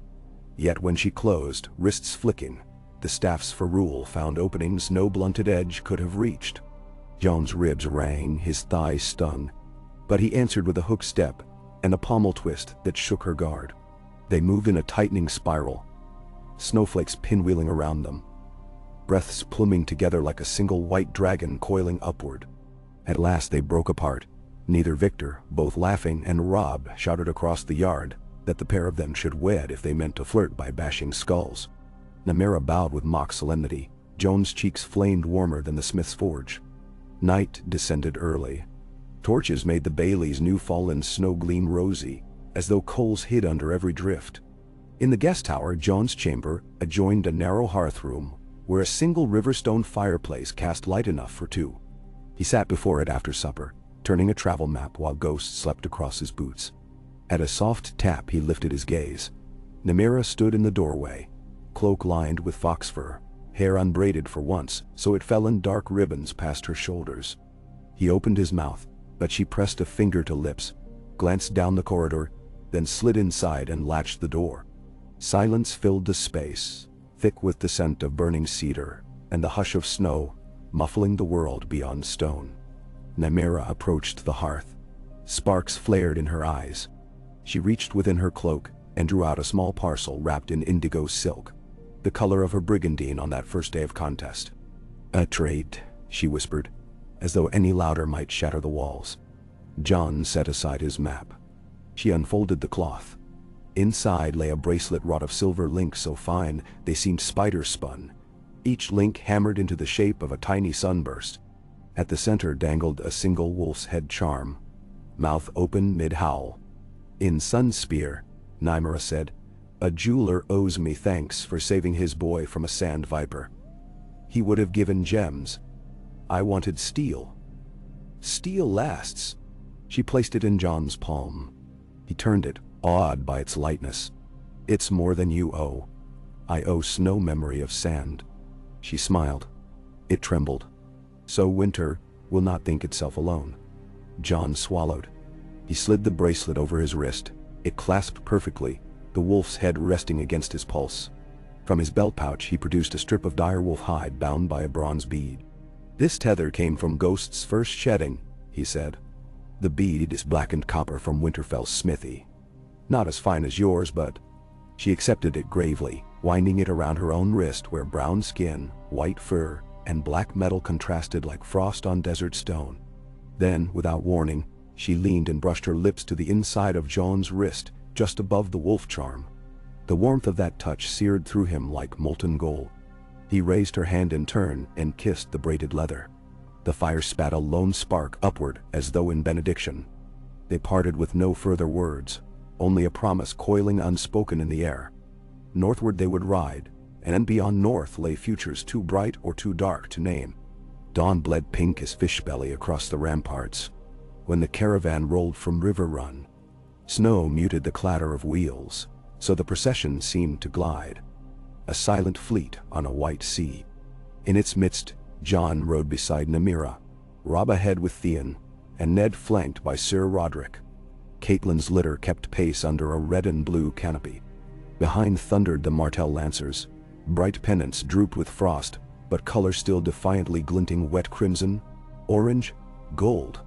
By the time they reached the twins, snow lay deep enough to swallow pony fetlocks. Walder Frey received them with wary courtesy, eyeing Martells, as though their spears might skewer his supper hens. His brood swarmed the halls. Dozens of Frey children ranging from babes to men grown, clamoring for stories of Dornish daggers that dripped poison. Nymeria entertained them by balancing her staff on a fingertip, though she had replaced Spearhead with a leather ball for safety. The children gasped and laughed. In a corner, Frey's ward Rosalind whispered that the Dornish lady must be a witch to move wood like breath. Arya retorted that witches weren't half so graceful. Crossing the neck proved trial enough to quell even Frey's complaints. The causeway stones iced over nightly. Each dawn Oberyn's men hammered spikes into cracks to shatter glassy crusts. Some men muttered that the swamps whispered with voices foreign to human throats. Nymeria did not fear bog murmurs. She feared the pale glimmer hovering among reeds each dusk.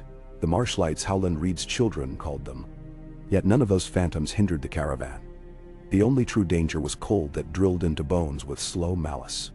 On the 15th day out, scouts returned reporting a band of riders trailing 2 miles behind. 5 cloaked figures, no banners, moving fast when observed, melting into trees when pursued. Ned tightened guards, posted watch turns at thrice the prior rotation. That night Jon and Nymeria drew the last half-watch together. They stood on a knoll above the encampment, breath-forming argent plumes. The torches below ringed the tents like a necklace of dull garnets. Beyond, moorland stretched under starlight. Jon fingered the wolf-sun bracelet. "Do you think they're just thieves?" "Thieves do not shadow armies that close," Nymeria said. Her eyes scanned dark horizon. "Assassins, perhaps, or spies. In Dorne we say every spear casts 2 shadows. One you see, one you bleed." Far off, a lone owl hooted. Ghost pricked ears and slunk down the slope, tail brushing the snow. A moment later, Jon's hair rose. He felt something, a tremor in air like a plucked string. Steel whispered behind them. He spun, sword half drawn.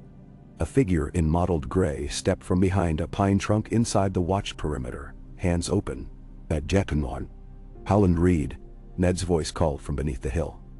"Let us speak like friends before blades answer questions." Jon exhaled. Nymeria relaxed staff tip a hair. The Cranagman climbed to them. Slight, mud-splattered, eyes green as fen water. Snowflakes clung to the otter fur hood framing his thin face. He bowed to Jon first, then Nymeria.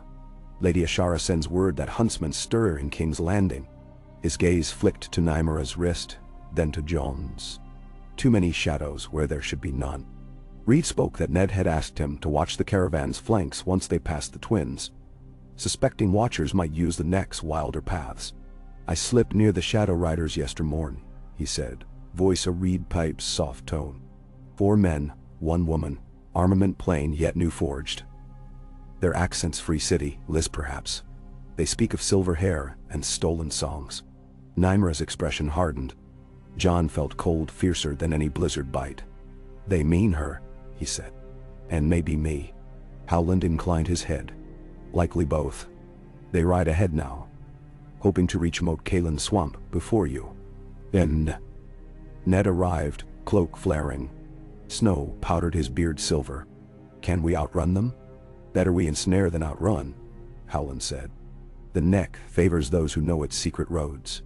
My kinsfolk will lead your caravan along a half-flooded channel east of the causeway. We sink into mists. They will search swollen paths until despair clings like leeches. His smile held wild confidence. Ned considered. Do it. But take care. You know what hunts these lowlands.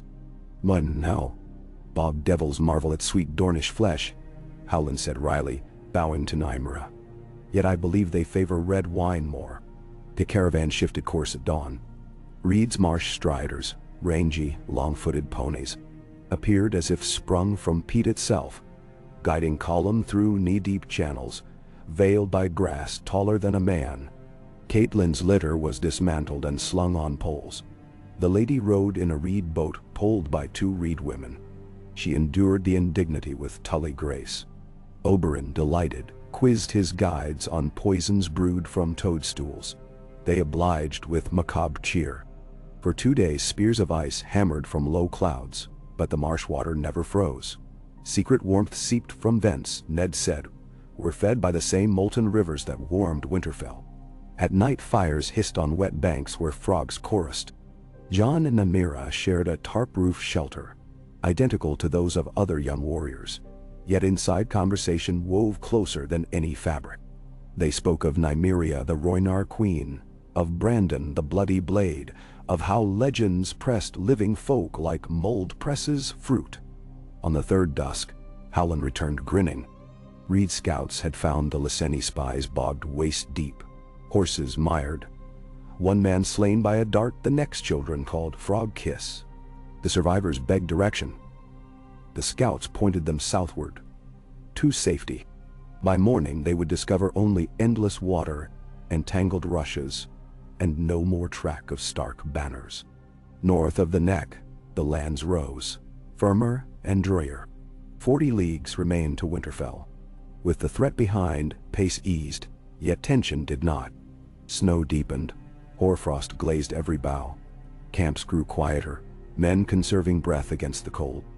Ghosts, white pelt often vanished against drifts, until red eyes winked. Nymera bought a squirrel fur cloak from a peddler encountered outside Barrowton. She teased Jon it made her look like a plump acorn. He replied, winter squirrels were fiercer than lions. As they neared Winterfell's outer holdfast, Catelyn summoned Ned to her saddle. We must talk, she said.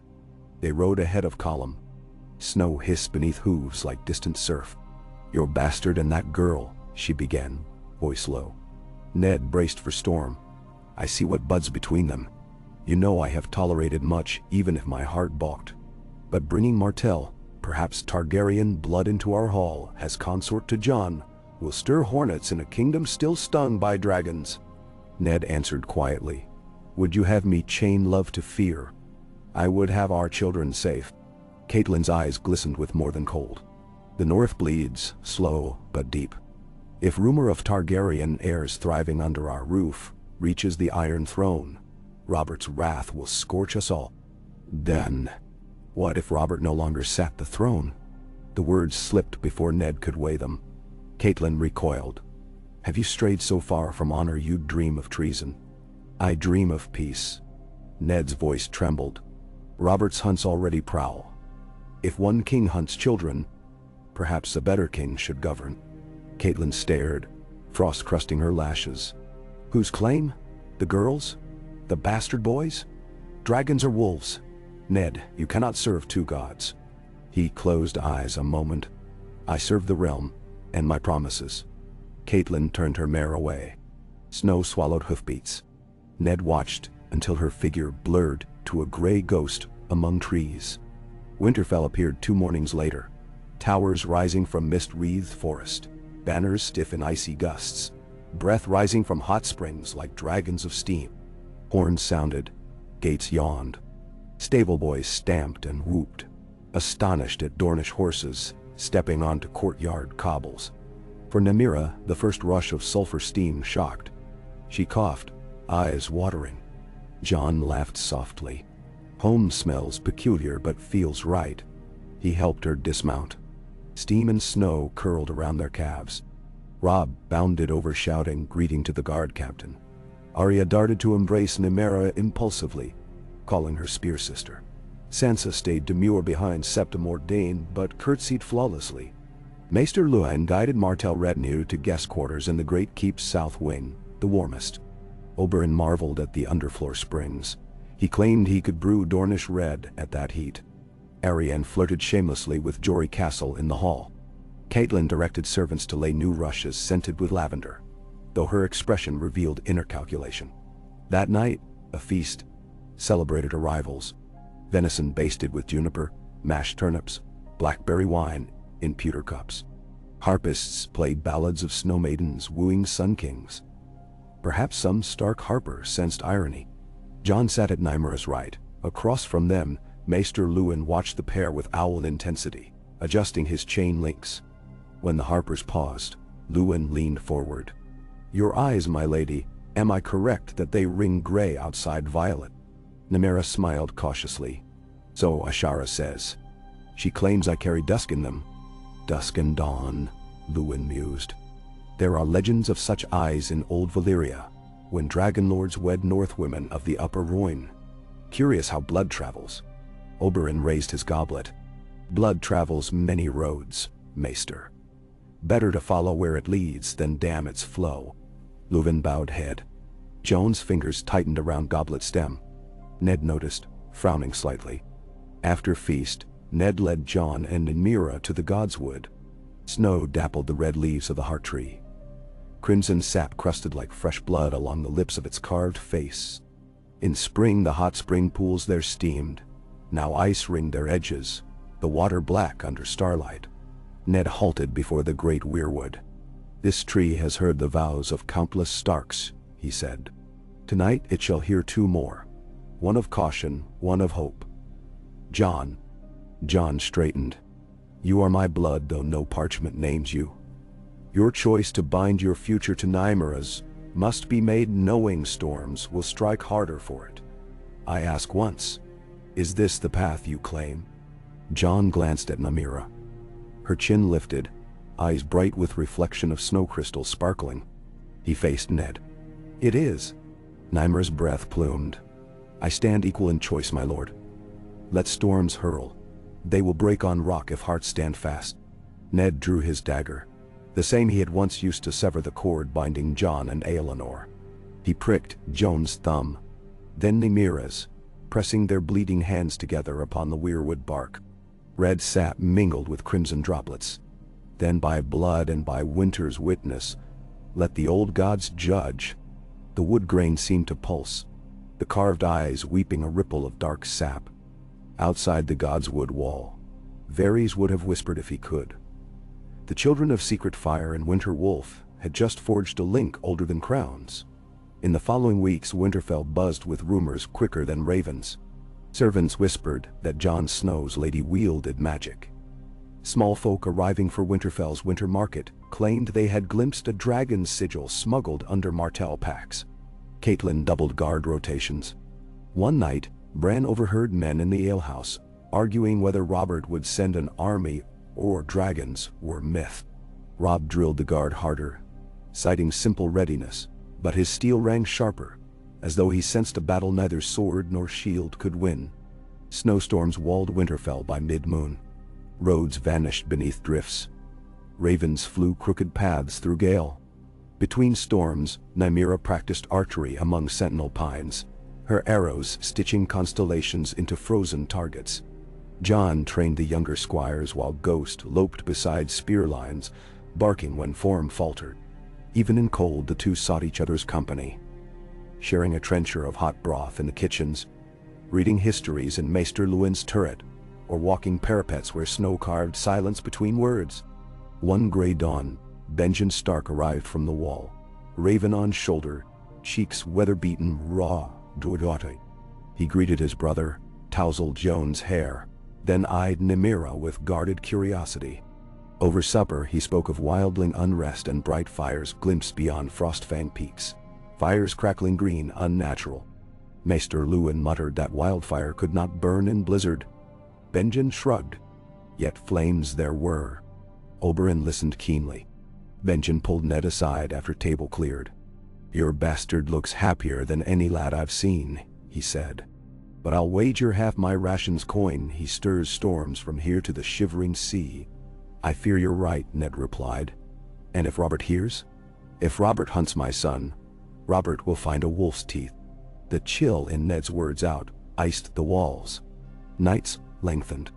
In the library tower, Luwin deciphered an intercepted cipher from the south. His brow furrowed. When he showed Ned, the words pricked deeper than needles. Dragonrose confirmed. Wolfharp protects hatchlings. Send sevenfold sword. Luwin could not name the author. The sigil pressed into wax was a 7-pointed star. "The faith," Ned whispered. "Or one posing so." Either way, they agreed to secrecy. Ned ordered silent doubling of Ridge Watch. But secrets in Winterfell seeped like hot water through snow. The next morn, a stable boy found hound tracks leading over the outer wall and vanished into the godswood. A guard missing from post surfaced dead in the mill pond, throat slit. Blackwater reeds stuffed the wound. Lyseni signature. Nymeria learned of it when she came to train. Her face set hard. That afternoon, she approached Arya and Bran in the practice yard carrying staves. "Today lesson is listening for snow that moves wrong," she told them. "Because enemies walk soft." That night, she left her chamber late, padded barefoot toward Yon's corridor. Flickers of torch beyond the corner made her stop. 2 shadows moved where only watchfires should be. She gripped the silver dagger sheathed at thigh and swirled silent behind a tapestry depicting Bran the Builder. Voices low in some foreign tongue brushed stone. A figure slipped past, hooded, glint of stiletto in hand. Nymeria followed, staff hidden behind leg, trailing until the hooded silhouette paused before Jean's door. Ghost lay inside, she knew, but hounds sleep heavy when belly's warm. She inhaled, stepped into hall's center. Snow crystals crackled beneath foot. "Leave that door and live," she said, voice level. The assassin whirled. Jet eyes widened. In a breath, the stiletto flew. Flicker of steel. Nymeria angled, blade hissed past cheek, slicing a curl. She surged. Staff end rammed sternum. Other end cracked temple. Assassin staggered. She spun low, sweep-kicked knees. The intruder hit flagstones. Her silver dagger whispered free. She placed its point under his chin. "Who sends you?" Blood leaked from split lip. He spat. "Silver hair must die." Ghost erupted from the room, fangs bared. The assassin shrank. Footsteps thundered. Jon, hair disheveled, sword drawn. Behind him, Theon and 2 guards raced. They dragged the intruder away. Jon reached Nymeria, eyes frantic. She pressed hand to his chest, steadied his breathing. Under torches, the assassin babbled of iron septi and wildfire ghosts. Jon listened, horror dawning. Ned summoned Benjen, Maester Luwin.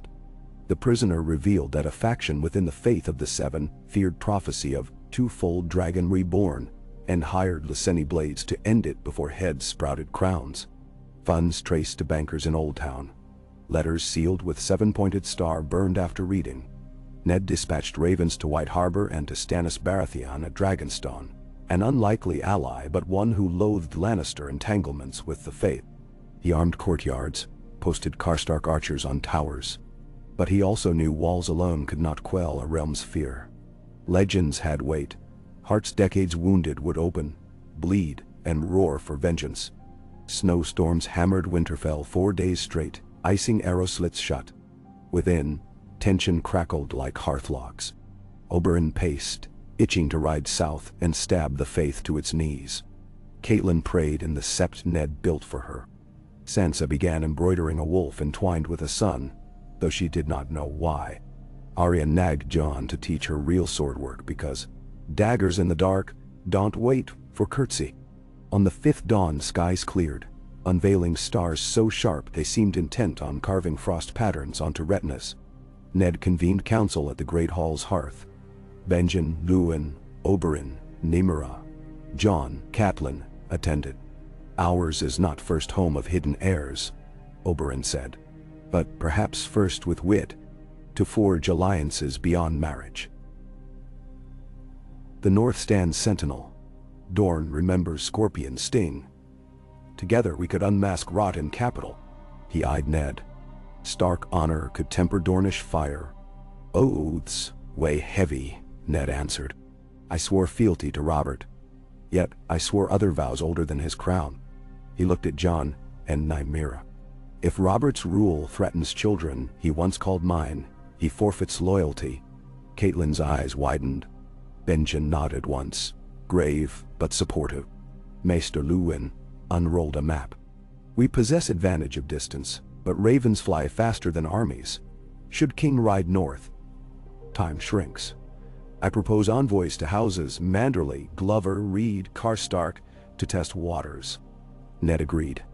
By evening, ravens bore Stark son seals to lords sworn and unsworn, cryptic but urgent. "Stand ready against threats robed in faith's garment."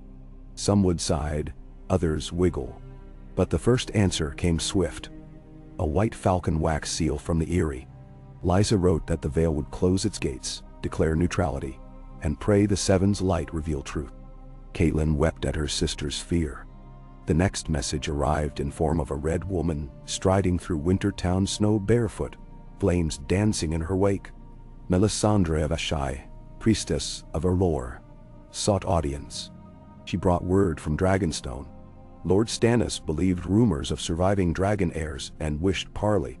"The night is dark, Lord Eddard," she intoned, "but in my flames I see twins crowned by sun and snow, swords of light in hands. Let them bend knee to the Lord of Light, and his servant Stannis will guard them." Oberyn scoffed. Nymera's skin crawled. Jon set hand on hilt. Ned thanked her, offered guest right, postponed decision. That night Nymeria dreamed. She stood atop a tower of blue stone while two great beasts circled. One direwolf with wings of frost, one dragon with scales of obsidian. They snarled not at her, but at the shadow of a crown, shaped like the seven-pointed star. Lightning split the sky. The crown shattered. She woke shaking. Dawn's first hint smudged windowpane. Jon lay asleep on chair nearby, having insisted to guard. She touched his shoulder. He woke, took her hand. They spoke softly of dream and omen. Winter tightened its fist. Caravan ceased. Tales of fighting near King's Landing drifted north. Faith militant mobs clashing with gold cloaks. Robert raged, decreed High Septon imprisoned conspirators. But whispers claimed Cersei shielded some.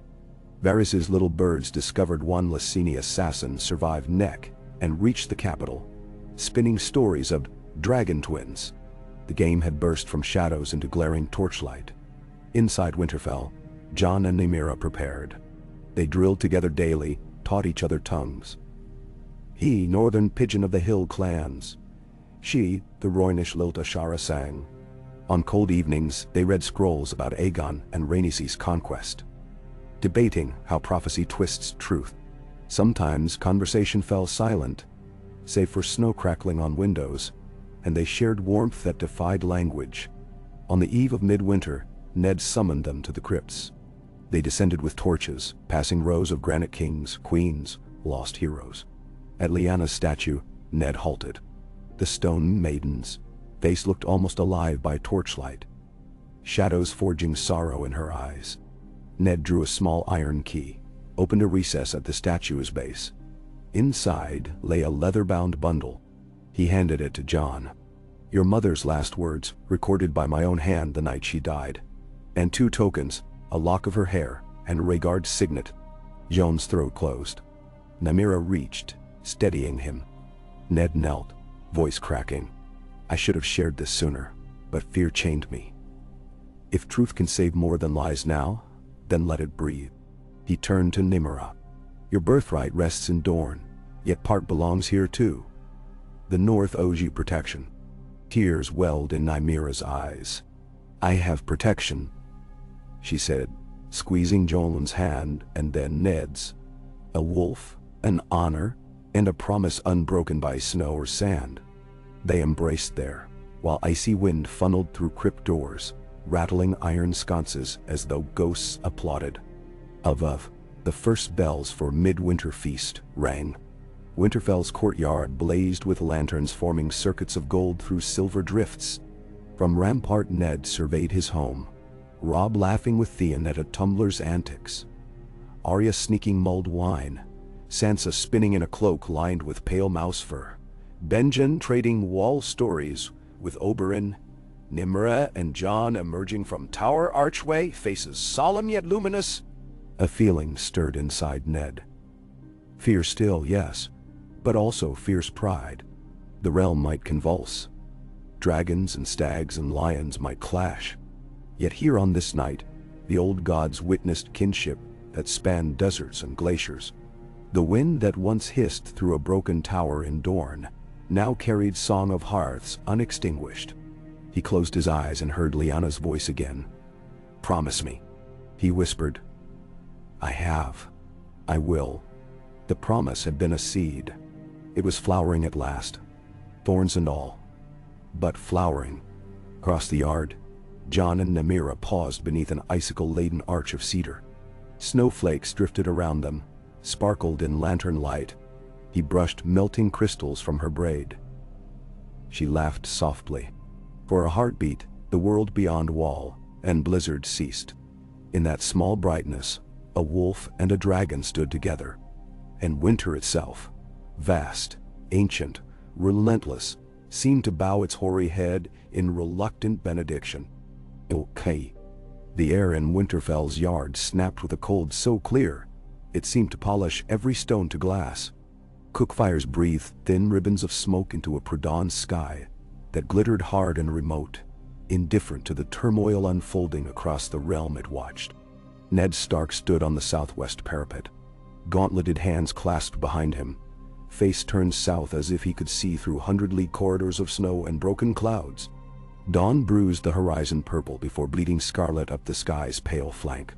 From somewhere below, muted clangor of arms drifted up, Jon drilling dawn shift sentries, no doubt, and Nymera's sharper commands weaving through his in counterpoint.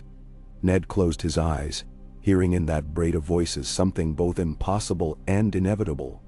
The mingled cadence of wolf and dragon, each cadence answering the other in edges and echoes. He wondered grimly whether that harmony would survive the dissonance bearing down on them like a winter gale. Behind him, boots crunched. Benjen materialized from stairwell shadows, snow glittering in his beard. Raven from White Harbor just arrived, he said, voice low. Wyman Manderley pledges men and grain. He writes that old debts demand new courage, and if the seven object, they can dine on salted cod. Benjen's smile held no mirth. That brings 3 northern houses to open defiance. And still Carhold is silent, Ned muttered. Karstarks brood on Robert's pardon after Greyjoy's uprising, Benjen said.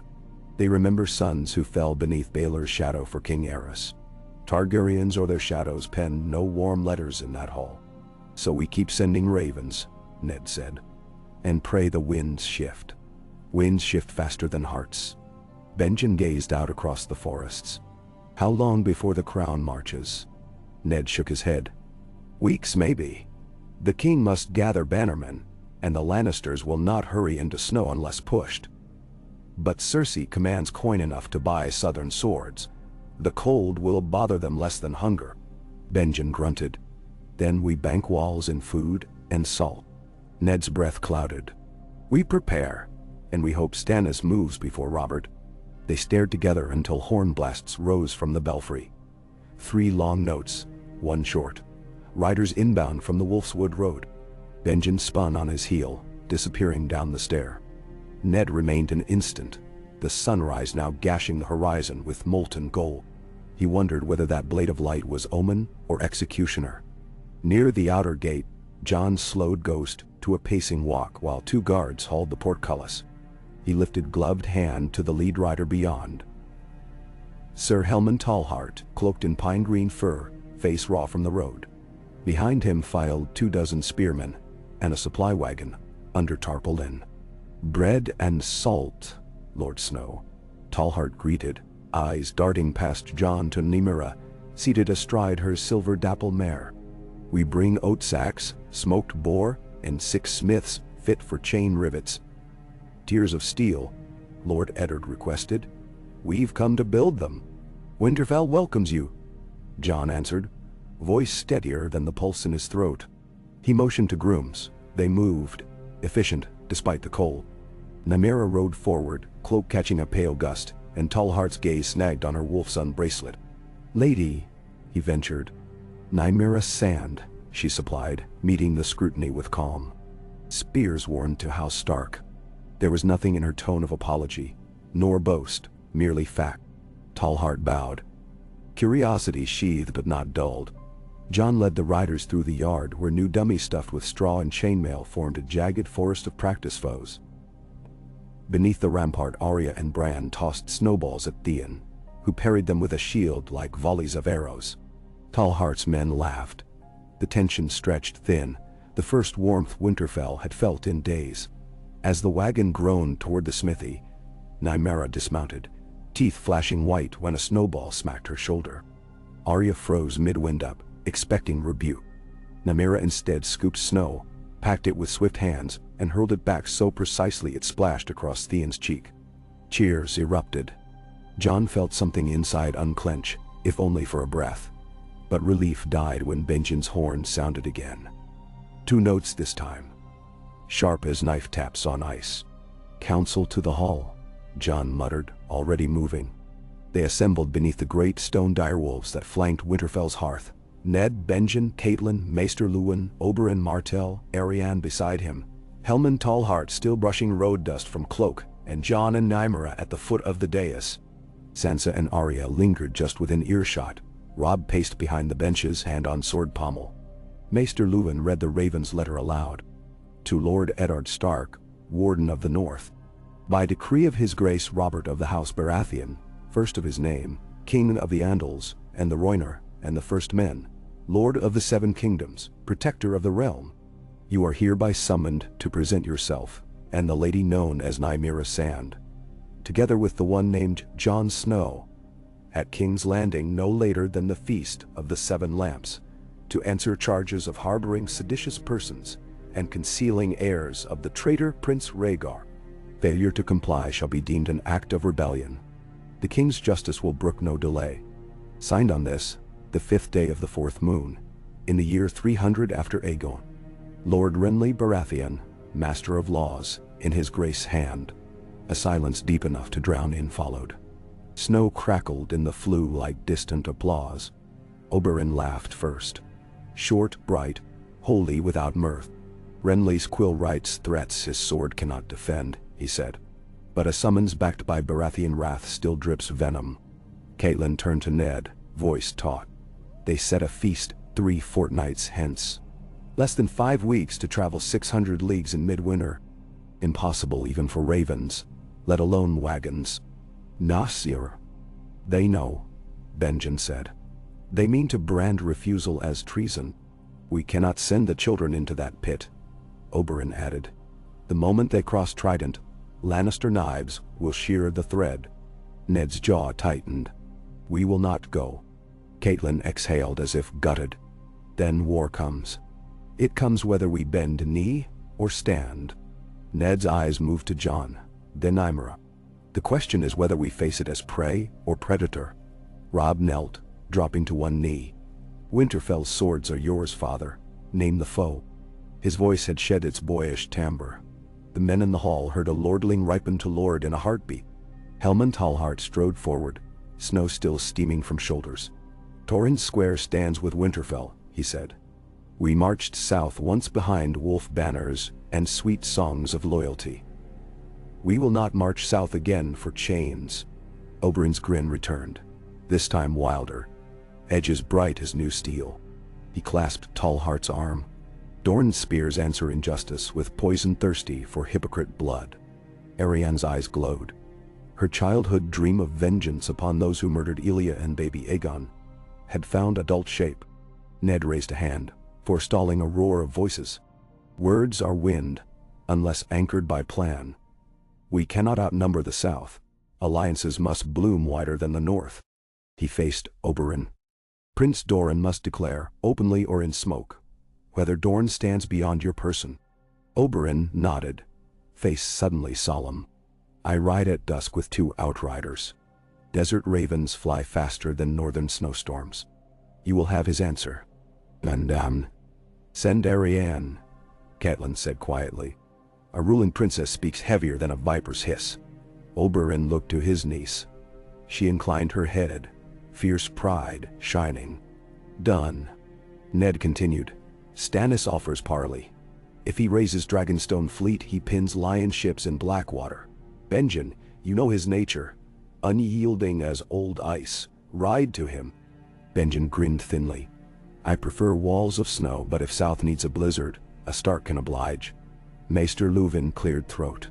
The Vale abstains, yet its knights will not watch passively if the faith marches banners into the north. A raven to Lord Royce may sway stone to steel. Write it, Ned said. Tallheart, return to your seat and drill every lad who can heft spear. We call the levies within the week. As pledges clattered, Jon felt Nymera's hand brush his. He turned.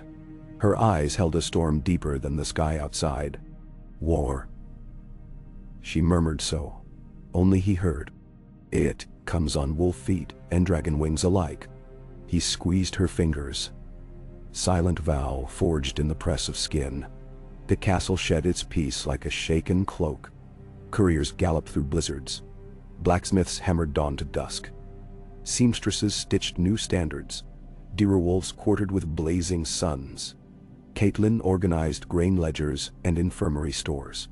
Arya pestered every soldier for lessons.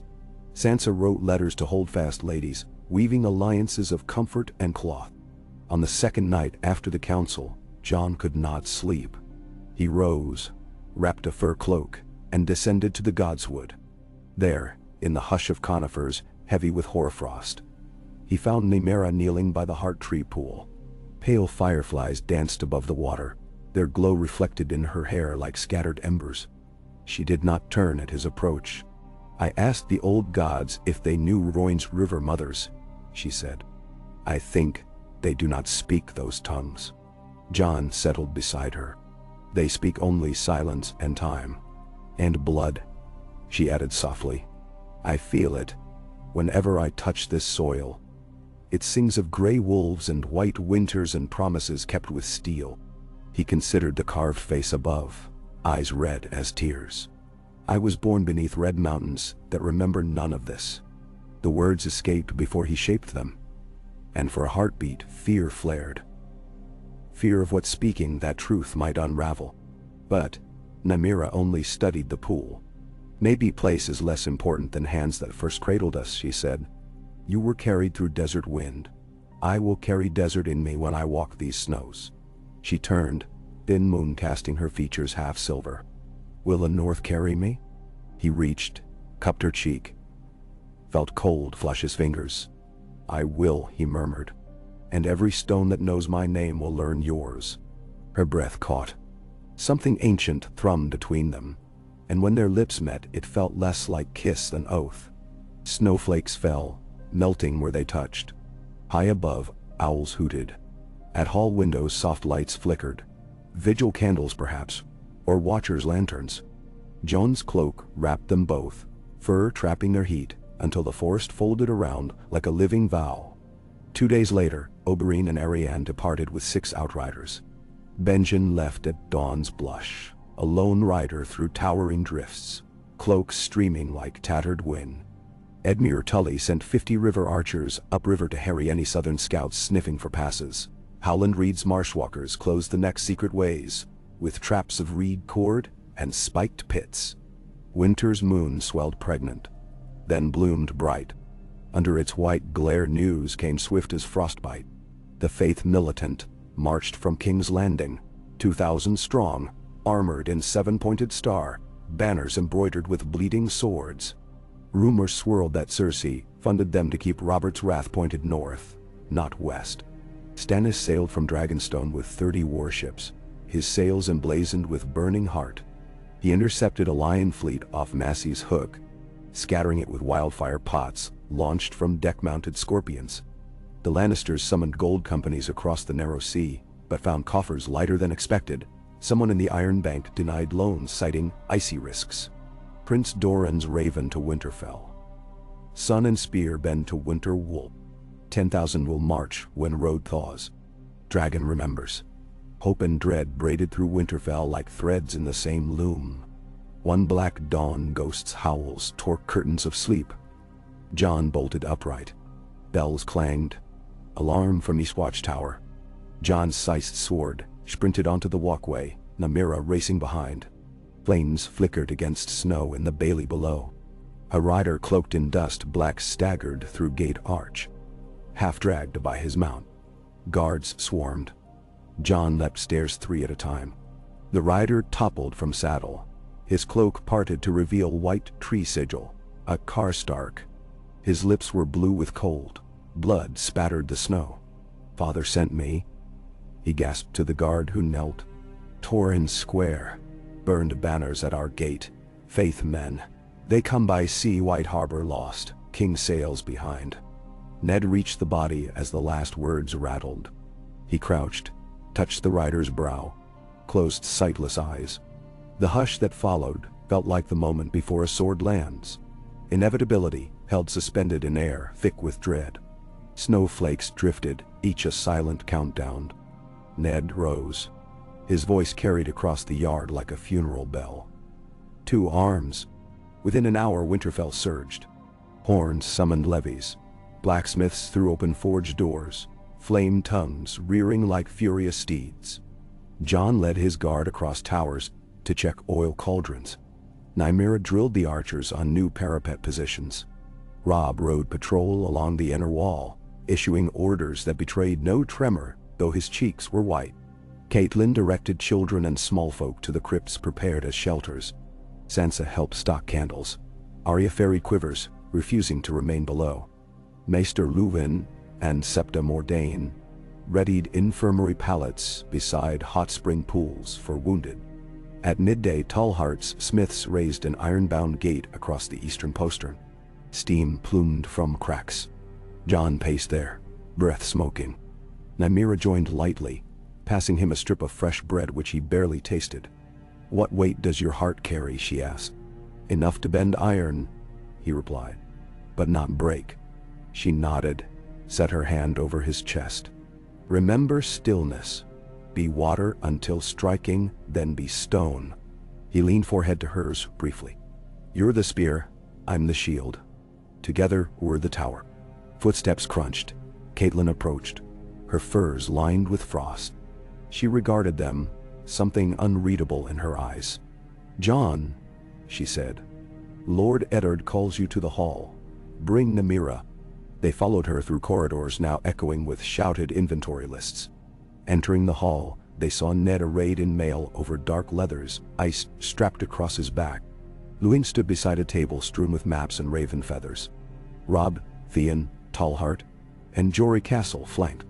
Ned spoke without preamble. A column of faith, militant sails upriver, on flat-bottomed skiffs. White Harbor's harbor chain snapped under sabotage from within. Manderly's men fight house to house. Lord Wyman still holds the Wolf's Den, but he begs succor. "The faith will land where the White Knife bends north for the King's Road," Luwin added, tapping map to dotset. "Then they strike the road with cavalry and winter wagons." Robb set fists on table. "We ride and break them before they set foot on soil." Ned's eyes met his, proud and grave. "We ride, but not with half-readiness. Jory and Tallheart muster 200 horse, 400 foot. We march at dawn." He turned to Jon and Nymeria. "You will ride as my outriders. Ghost's nose and Nymeria's spear may save us ambush." "Now, Nymeria inclined head. "We will be shale under stealth." Catelyn stiffened. You trust them beyond the walls while assassins hunt? Ned looked to her, then to Jon, and back. I trust my son, and I trust the woman who saved him. Catelyn flinched as if from slap, but after a heartbeat she nodded once. Tears glazing eyes before she blinked them clear. Night darkened, luminescent with stars. Jon visited the crypt to leave a candle before Lyanna's statue. The stone seemed softer than memory, as though time polished grief to wear like velvet. He thought of the leather bundle Ned had given. A lock of hair, Rhaegar's signet. He touched his pouch, reassured by its weight. Keep us, he whispered. Behind him footsteps pattered. Arya. She held needle, her slim blade, point downward. I'm not hiding in crypts, she stated. I know, Jon said, turning. But father needs you alive more than armed. Guard Sansa and Bran. That is battle too. Arya scowled. Battles inside stone don't sing songs. Then write them, he said, ruffling her hair. Tell the North why we fought.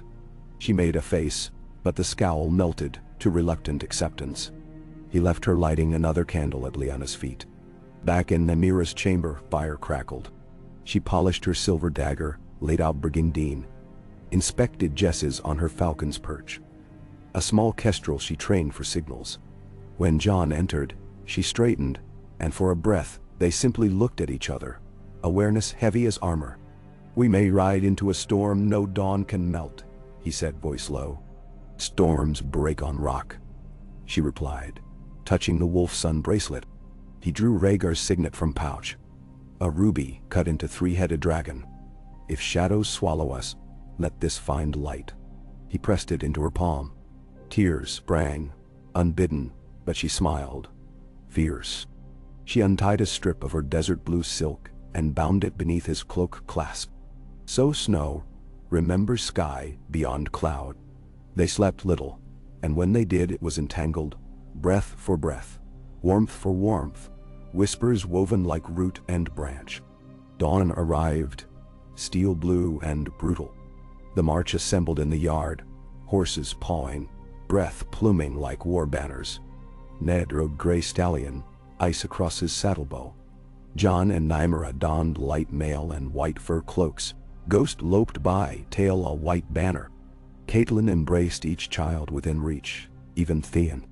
She kissed Jon's cheek last. Come back, she said, voice firmer than tremor in her lips. He bowed head. I will, he promised. Horns blew. The gates parted. They rode south. Snow muffled hoofbeats, yet every crunch seemed to echo into future centuries. Tallheart's horsemen formed spearhead. Nymeera and Jon drifted ahead in leapfrog scouting. Forests stretched like shadowed halls. Ravens preened watchfully on skeletal limbs. By midday they reached Flintwater Ford, its shallows glazed with thin ice. Tracks marred the far bank, fresh, heavy wagons. Jon crouched, gloved fingers brushing churned snow. 5 hours ahead, he estimated. Maybe 6. Nymeera studied prints, boot treads shaped like 7-pointed stars. Faithfoot. But horse prints are fewer. They guard wagons with crossbow, not cavalry. They relayed to Ned. Orders whispered down line. Tallheart smiths armed ironwood longbows. Spearmen unlashed shields. They pressed on, under cloud-dulling afternoon light. Snow thickened. Jon and Nymeera scouted a ridge, crawled to its crest. Beyond lay the White Knife's frozen bend, and on its bank, the Faith militant encampment. Canvas pavilions stitched with star sigils, wagons ringed in half-moon, small fires peeking from trenches. Roughly 600 men, Jon counted, many wearing chain shirts under white tabards, but only 24 horses. A supply train, not strike legion. Yet at the camp's downstream edge 10 sleek galleys huddled against ice-cracked shore, oars ship. Lannister red and gold fluttered at their masts, stark against white. Jon's pulse hammered. Not just faith, he murmured. Nymeera's eyes narrowed. Lions delivering sheep to wolves. They expect wolves to bite sheep, not lions. He nodded grimly. We split them. They slid back, reported. Ned's plan formed quick as hoarfrost. Tallheart's bowmen would circle through pine thicket east, raining shafts on Faith flank. Ned and Robb led shield wall across frozen shallows at camp's front. Jon and Nymeria, with 50 light horse swing wide, hammer the Lannister galleys before sailors could disembark. Cut claws from paw, Ned said. A hush settled, the calm before steel falls. Jon and Nymeria clasped wrists. Keep spear straight, he whispered. Keep heart steady, she answered. The signal came. A kestrel released by Nymeria spiraled skyward. Then chaos began. Tallheart's arrows screamed from the tree line, black streaks stitching air, thudding into tabards and tent canvas. Faithmen shouted, scrambling for shields. Ned roared, Stark banners surging across ice, hooves and boots thundering. The frozen bend groaned but held. Jon's detachment veered along riverbank. Snow burst under hooves. Ghost bounded ahead. White phantom glimpsed through drifts. The first galley crew spotted them too late. Jon leapt from saddle, sword cleaving mooring rope. He and Nymeria dashed up plank, her spear flicking throats. Fire pots, wildfire stolen from Dragonstone Labs, waited in the hold, green flames sealed by wax. Jon smashed jars on deck, then kicked brazier coals atop. Emerald tongues erupted, devouring sailcloth. They leapt clear as heat, through sparks high into snow-swift wind. 3 galleys blazed before Lannister Marines rallied on shore. Jon signaled withdrawal, not courting melee without heavy support. But Nymeria's eyes set on a 4th ship where a gilded lion figurehead sneered. That one, she hissed, personal. They cut across snow, arrows hissed by.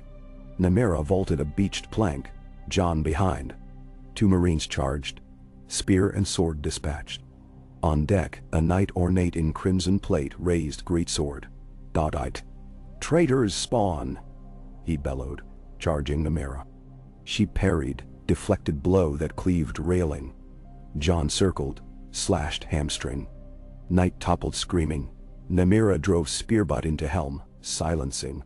She grabbed tar-soaked rope and torch, flame whooshing bright. For Elia, she whispered, hurling torch into hole. Fire roared. They fled as mast ignited. Lannister archers loosed volley. One shaft sliced Jon's shoulder, pain stabbing hot. Nymeria tore it free, pressed cloth. Later, she said, eyes blazing. They mounted, riding to flank. Back at Faith Camp, battle raged. Ned's shield wall pressed into prayer-chanting zealots swinging flails. Tallheart arrows cut gaps. Robb's cavalry crashed through tent rows. A sudden horn blared. Lannister reinforcements from Hillcrest, 200 horse under Sir Kevin. Jon and Nymeria saw ridge lights glint. That's no trickle, Jon muttered. He raised horn, blew 3 blasts. Ned glanced up, eyes widening. Lannister wedge thundered downhill, aiming to flank Stark rear. Time, Nymeria said, spurring mount. Jon followed. They cut through backline to Ned. Ride, father, Jon shouted. I'll hold right. No. Ned's refusal drowned in clamor. But Jon's horse already pivoted. Nymeria beside him, her spear twirling like comet tail. They reached Ridgecrest seconds before Lannister vanguard. Snow churned under iron-shod hooves. Jon drew breath, shouted, voice raw. Winterfell! 50 Northern light horse fanned behind them, but Lannisters numbered thrice. Spears clashed. Jon parried a lance, chopped Ryder's arm. Nymeria lunged, point taking another's throat. Horses screamed, bodies slammed. Ghost tore at ankles. Arrows from Tallheart bows arced overhead, thinning gold ranks. Yet pressure mounted, weight of numbers. Jon's arm burned where arrow wound tore, vision blurred. A mace grazed helm. Stars burst behind eyes. He reeled, saw a lion knight raise axe. Then Nymeria was there, staff deflecting, silver dagger punching visor slit. Blood sprayed snow scarlet. More riders. Jon's strength waned. He glimpsed Ned's main line wrest free from Faith entanglement, pivot to help. But Lannister's second wave crashed. Suddenly horn blasts, alien brazen. From tree-line north slid silhouettes on shaggy horses, bearing black banners with white bear. Maeg Mormont Islanders had marched through night. They slammed into Lannister flank like avalanche, axes hewing. Within minutes, gold lines shattered. Knights fleeing downslope. Faith ranks crumbled behind them. Ned's voice cut through din. Spare those who yield. Some zealots knelt, but others fought to last breath. As the rout unfolded, Jon slumped in saddle. Nymeria grasped him. Blood soaked his sleeve. Snow turned pink. "You'll not die," she growled. "Not here." "Arrow. Mere scratch," he rasped, forcing smile. She barked curse, but her eyes brimmed. He leaned into her, consciousness fraying while cheers rose in distance. Snowflakes melted on his cheeks like tears not yet shed. The battle won, but dawn revealed grim toll. 60 Stark men dead, twice that faith. 3 galleys cinders, 2 captured. Lannister survivors fled south, harried by Mormont scouts. In the healer's tent, Jon lay fevered. Maester Luwin probed wound, pronounced it clean but deep. Nymeria refused to leave side. Ned entered, face lined beyond battle's fatigue. He placed hand on Jon's brow. "You stood tall as any king," he whispered. Jon's eyelids fluttered. He squeezed Nymeria's fingers. Outside, Maege Mormont reported Lannister column in full retreat. "They fear snow more than spears," she grunted. "Southmen soft." Robb thanked her, voice hoarse. The captured Faith commander knelt before Ned, wrists bound. "We marched by King's command," the man insisted. "His grace seeks only the girl's blasphemous blood." Ned's gaze was winter incarnate. "You spilled innocent blood on false scripture. The old gods judge." He released the captives to Maester Luwin for tending wounds.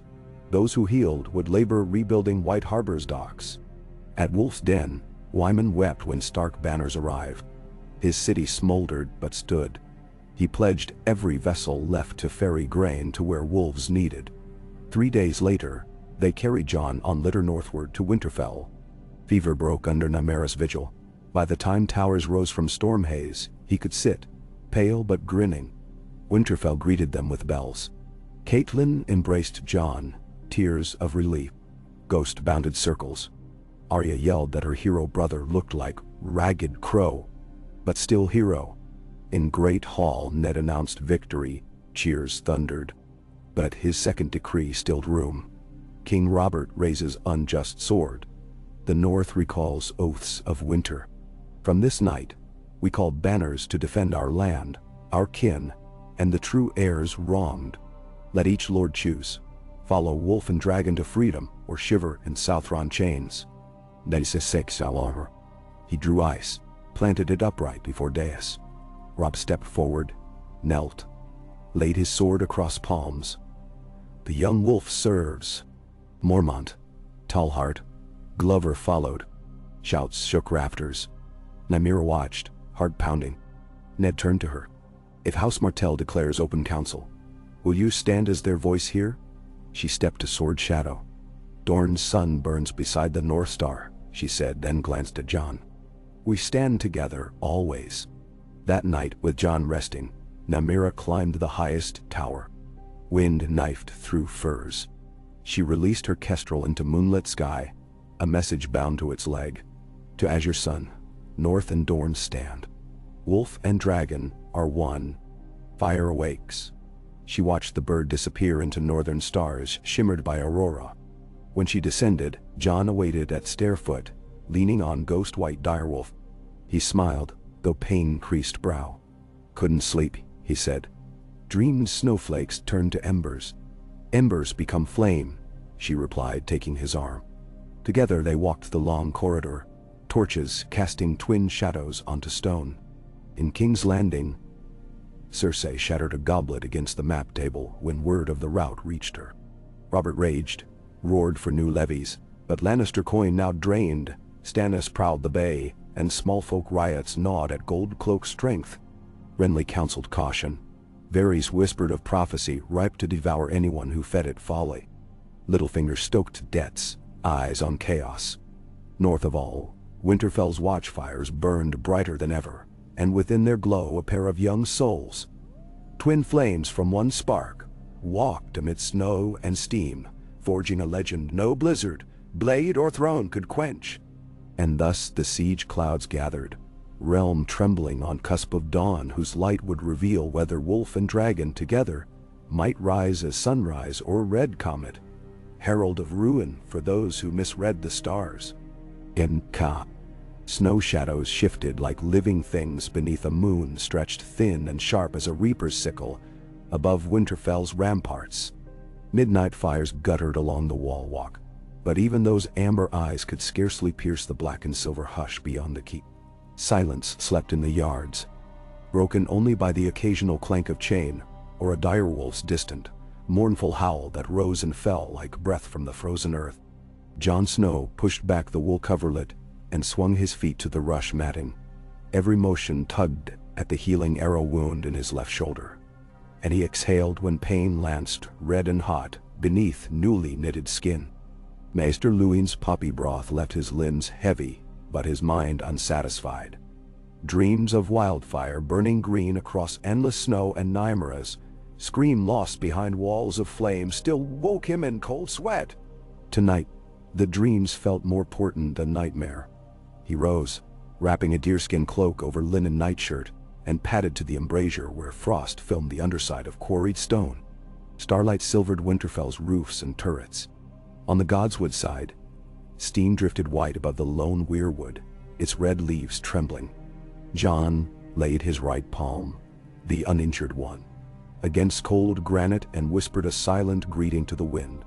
Far-off horns echoed over the snowfields beyond Last River. Karstark horns, returning at last with 50 riders bearing Lord Rickard's iron-gray banners. It would take them another day to close the gap. But they were coming. The north was waking.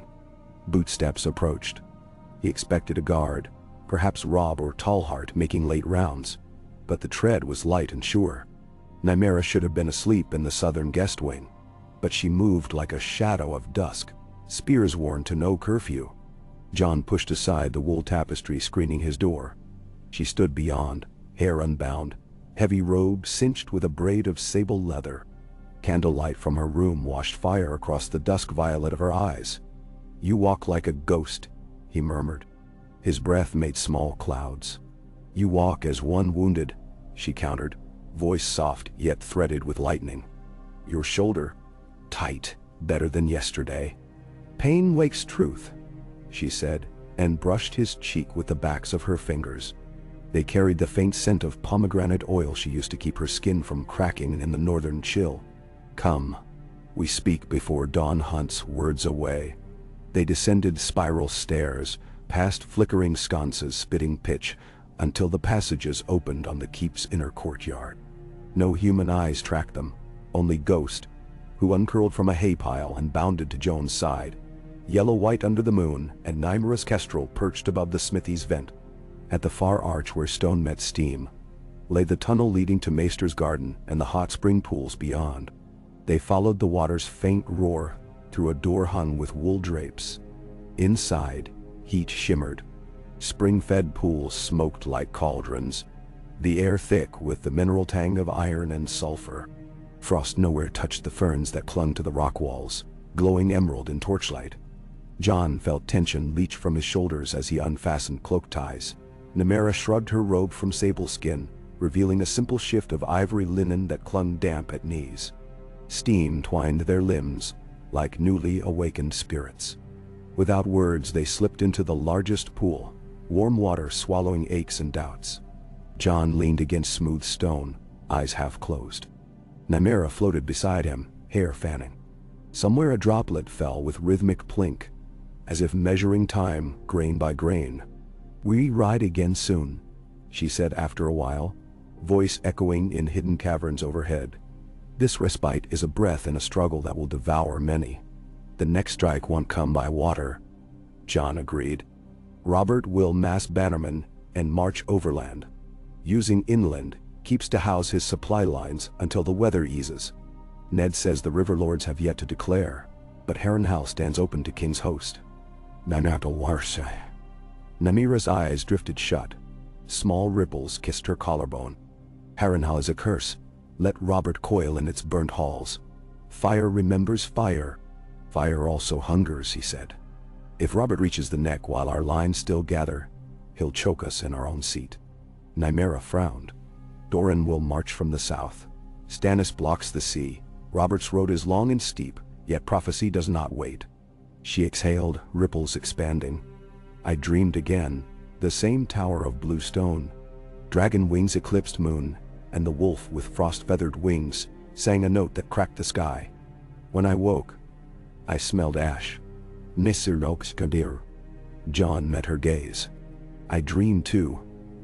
The wall wept rivers beneath a green aurora. But in the water I saw twins, one with hair of midnight and one of starlight. They held torches that burned white. Nymera's hand found his beneath the water. Fingers threading. Dreams speak in riddles, but they listen if we answer. She pulled him gently. Come, the heart tree waits. We carve truth there. They dressed once more, replacing damp with fur. Ghost padded silently behind. They crossed the bailey, passing smith fires now banked low. Snowflakes danced in spirals across the yard, but the wind was soft as if the gods themselves held their breath. At the godswood gate, an iron key waited under a hawthorn root. Jon fit it to lock and swung wood open on twisted bars. Warm currents seeped from hot pools beneath the earth. So snow seldom lingered inside the grove. The weirwood loomed, its mouth carved in soundless scream, red sap glinting like garnets along bark fissures. They knelt on moss where steam met cold. Jon drew Rhaegar's ruby signet from pouch. Nymeria unfolded her strip of desert blue. They set the artifacts at the tree's roots, mingled with offering of iron coins from Jon and 3 black peppercorns Nymeria carried since Sunspear. To remind sweet tongues of heat, she said.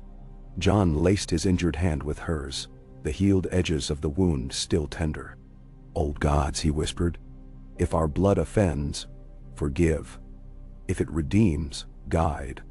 Nymera's words followed. And to Royne's river mothers, carry our vows upon whisper currents. Let the north remember warmth, let the sand taste snow. Malwyn. For a heartbeat nothing answered but wind, whispering in bare branches. Then a hush deeper than hush settled. Ghosts' ears pricked. Above, the crimson leaves stirred, though no breeze passed. Jon felt the grove's breath exhale through fissures unseen, and a soft sound, almost like a wooden lute note, trembled across bark. Nymera's eyes widened, tears pooled, reflecting pale moonfire. They held silence until the feeling faded.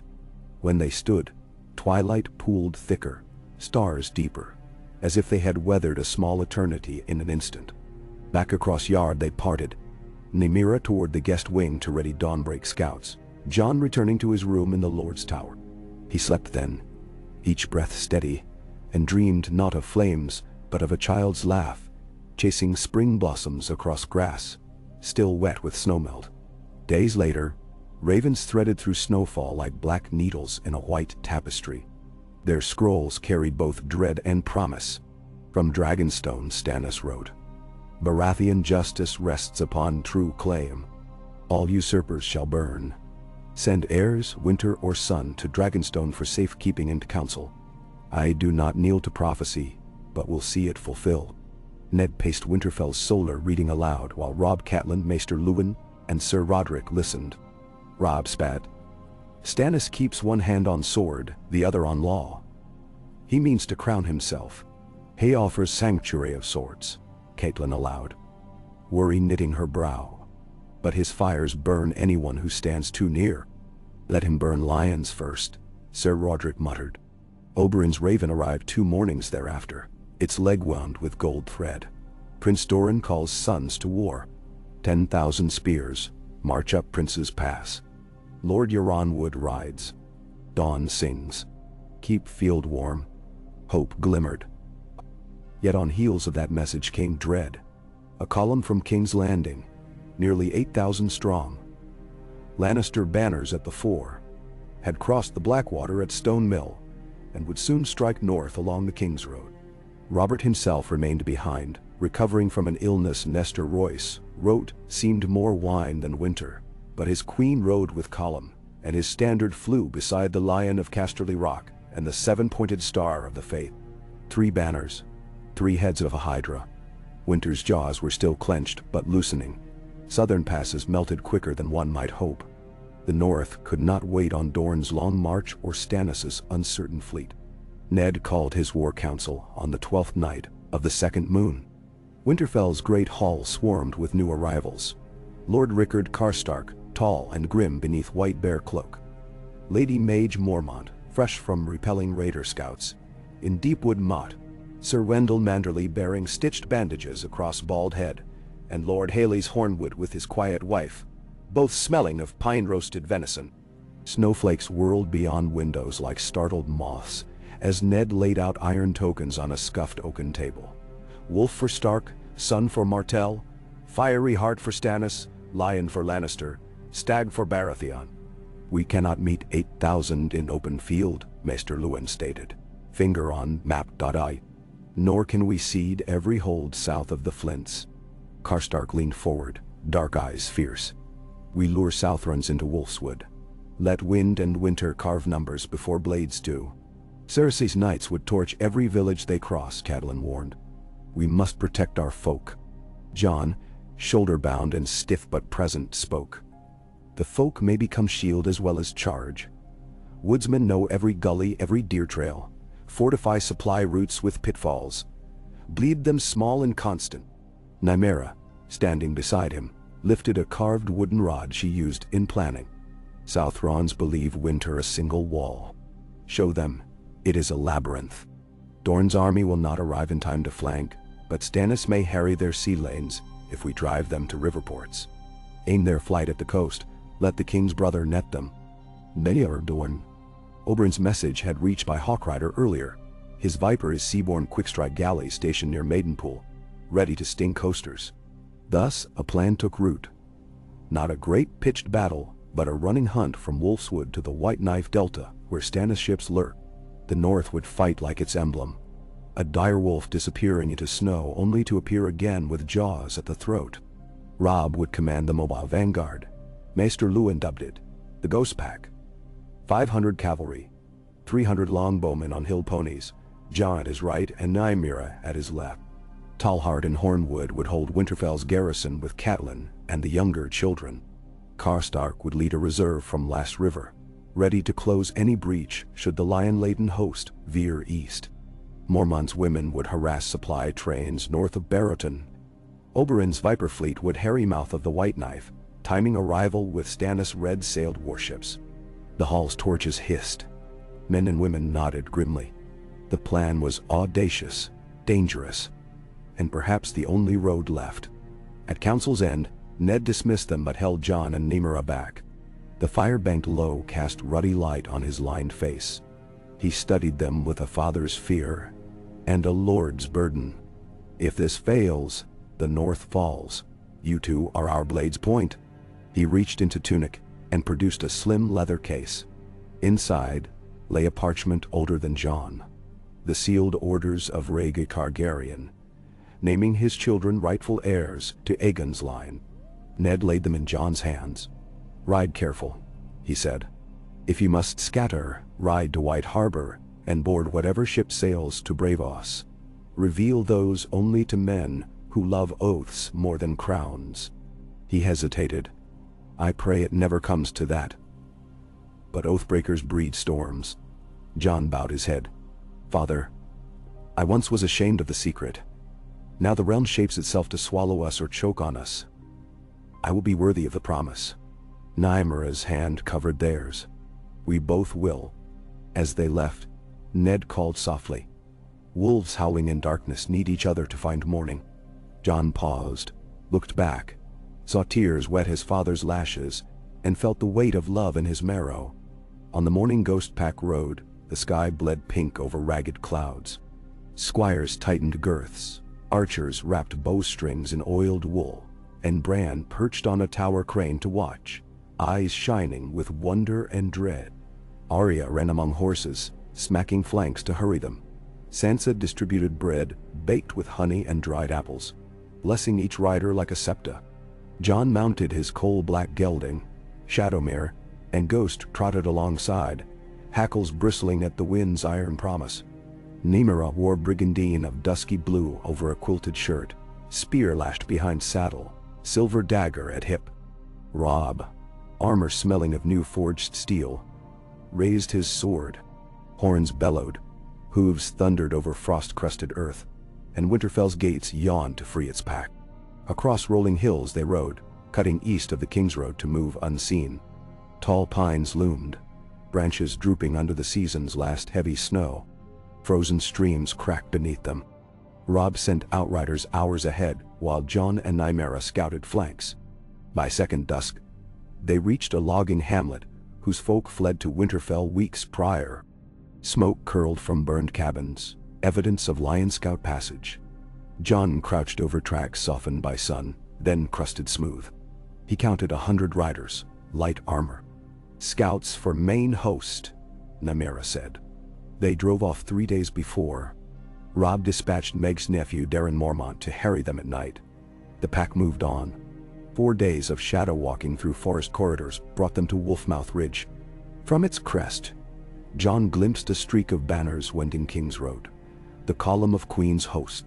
Golden lions glinted among white stars and black hammers. The road cut north like a fresh wound. At its head rode a woman in gilded plate, Cersei Lannister, her own shield-bearer, rumor true. Beside her, a massive knight in crimson armor crowned with elk antlers and 7-star gorget. The Faith's new Stormbreaker, a former hedge knight named Sir Balon Thorne. Numbers: 8,000 foot, perhaps 1,200 knights, 2 trebuchets dragged by oxen. Supplies behind spanned half a league. Wagons heavy with hay, grain, ale d'or. Snowmelt muddied the road and slowed them, carts sinking to axles. Winter's claws still scratched, though spring pressed. Jon's heart hammered. "They're ripe for cutting," he said. Robb nodded grimly. "But not head-on. We peel them like an orange." Thus the ghost pack disappeared again into trees, splitting into 3 hacks, northern dialect for wolf packs. Jon's hack took left flank, Nymeria's spearwomen center, Robb's horse archers shadowed right. They struck first at dusk, tall hard arrows arcing into the second supply column, torch arrows spreading fire through tar-lined hay. Wagons erupted in orange spears of flame. Oxen bolted, trampling men. Faithfoot scrambled to form shield knots, but shadows melted away before they could counter. Night after night, it continued. Distant campfires dotted road like fallen stars. Wolves howled from deeper woods. Men said the snow itself had teeth. Queensguard knights patrolled, but never caught more than mist. Each morning wagons missing, constables dead, grain spilled like blood across ruts. On the 7th dawn, horns blared frantically at the Queen's camp. Robb's hack had struck hard at the Vanguard watchtower near Flint's Finger, spearing water barrels and blazing stables. Sir Balon Thorne personally led pursuit into a narrow vale, but found only deadfalls and pitched trenches. Knights burned with their horses. Thorne survived, armored plate scorched, but his fury shook tents. Meanwhile, Nymeria's spearwomen collapsed a snow bridge across a frozen tributary the moment half the Queen's cavalry advanced. Ice cracked. Horses plunged. Screams tore chill air before white silence swallowed them. The pack left Faith survivors clutching frigid banks, vows falling from lips like freezing breath. Ravens from Winterfell reported Stannis' fleet now anchored at Dreadford Bay, ready to sweep south. Oberyn's galleys mirrored. The jaws of the trap drew closer. But Cersei was no green girl. On the 8th night she rallied men, ordered camp set in fortified lager where King's Road split north to Last Hearth. She deployed scouts in concentric rings, burning woods to smoke out ghosts. Snowmelt fed the fires, pine resin billowed black clouds. The forest's hush became a crackling scream, and the hunters found themselves fumbling inside cinder fog. Jon's hack lost 3 riders to a sudden spear sprint by Mountain's men. Gregor Clegane had arrived with 200 shock cavalry.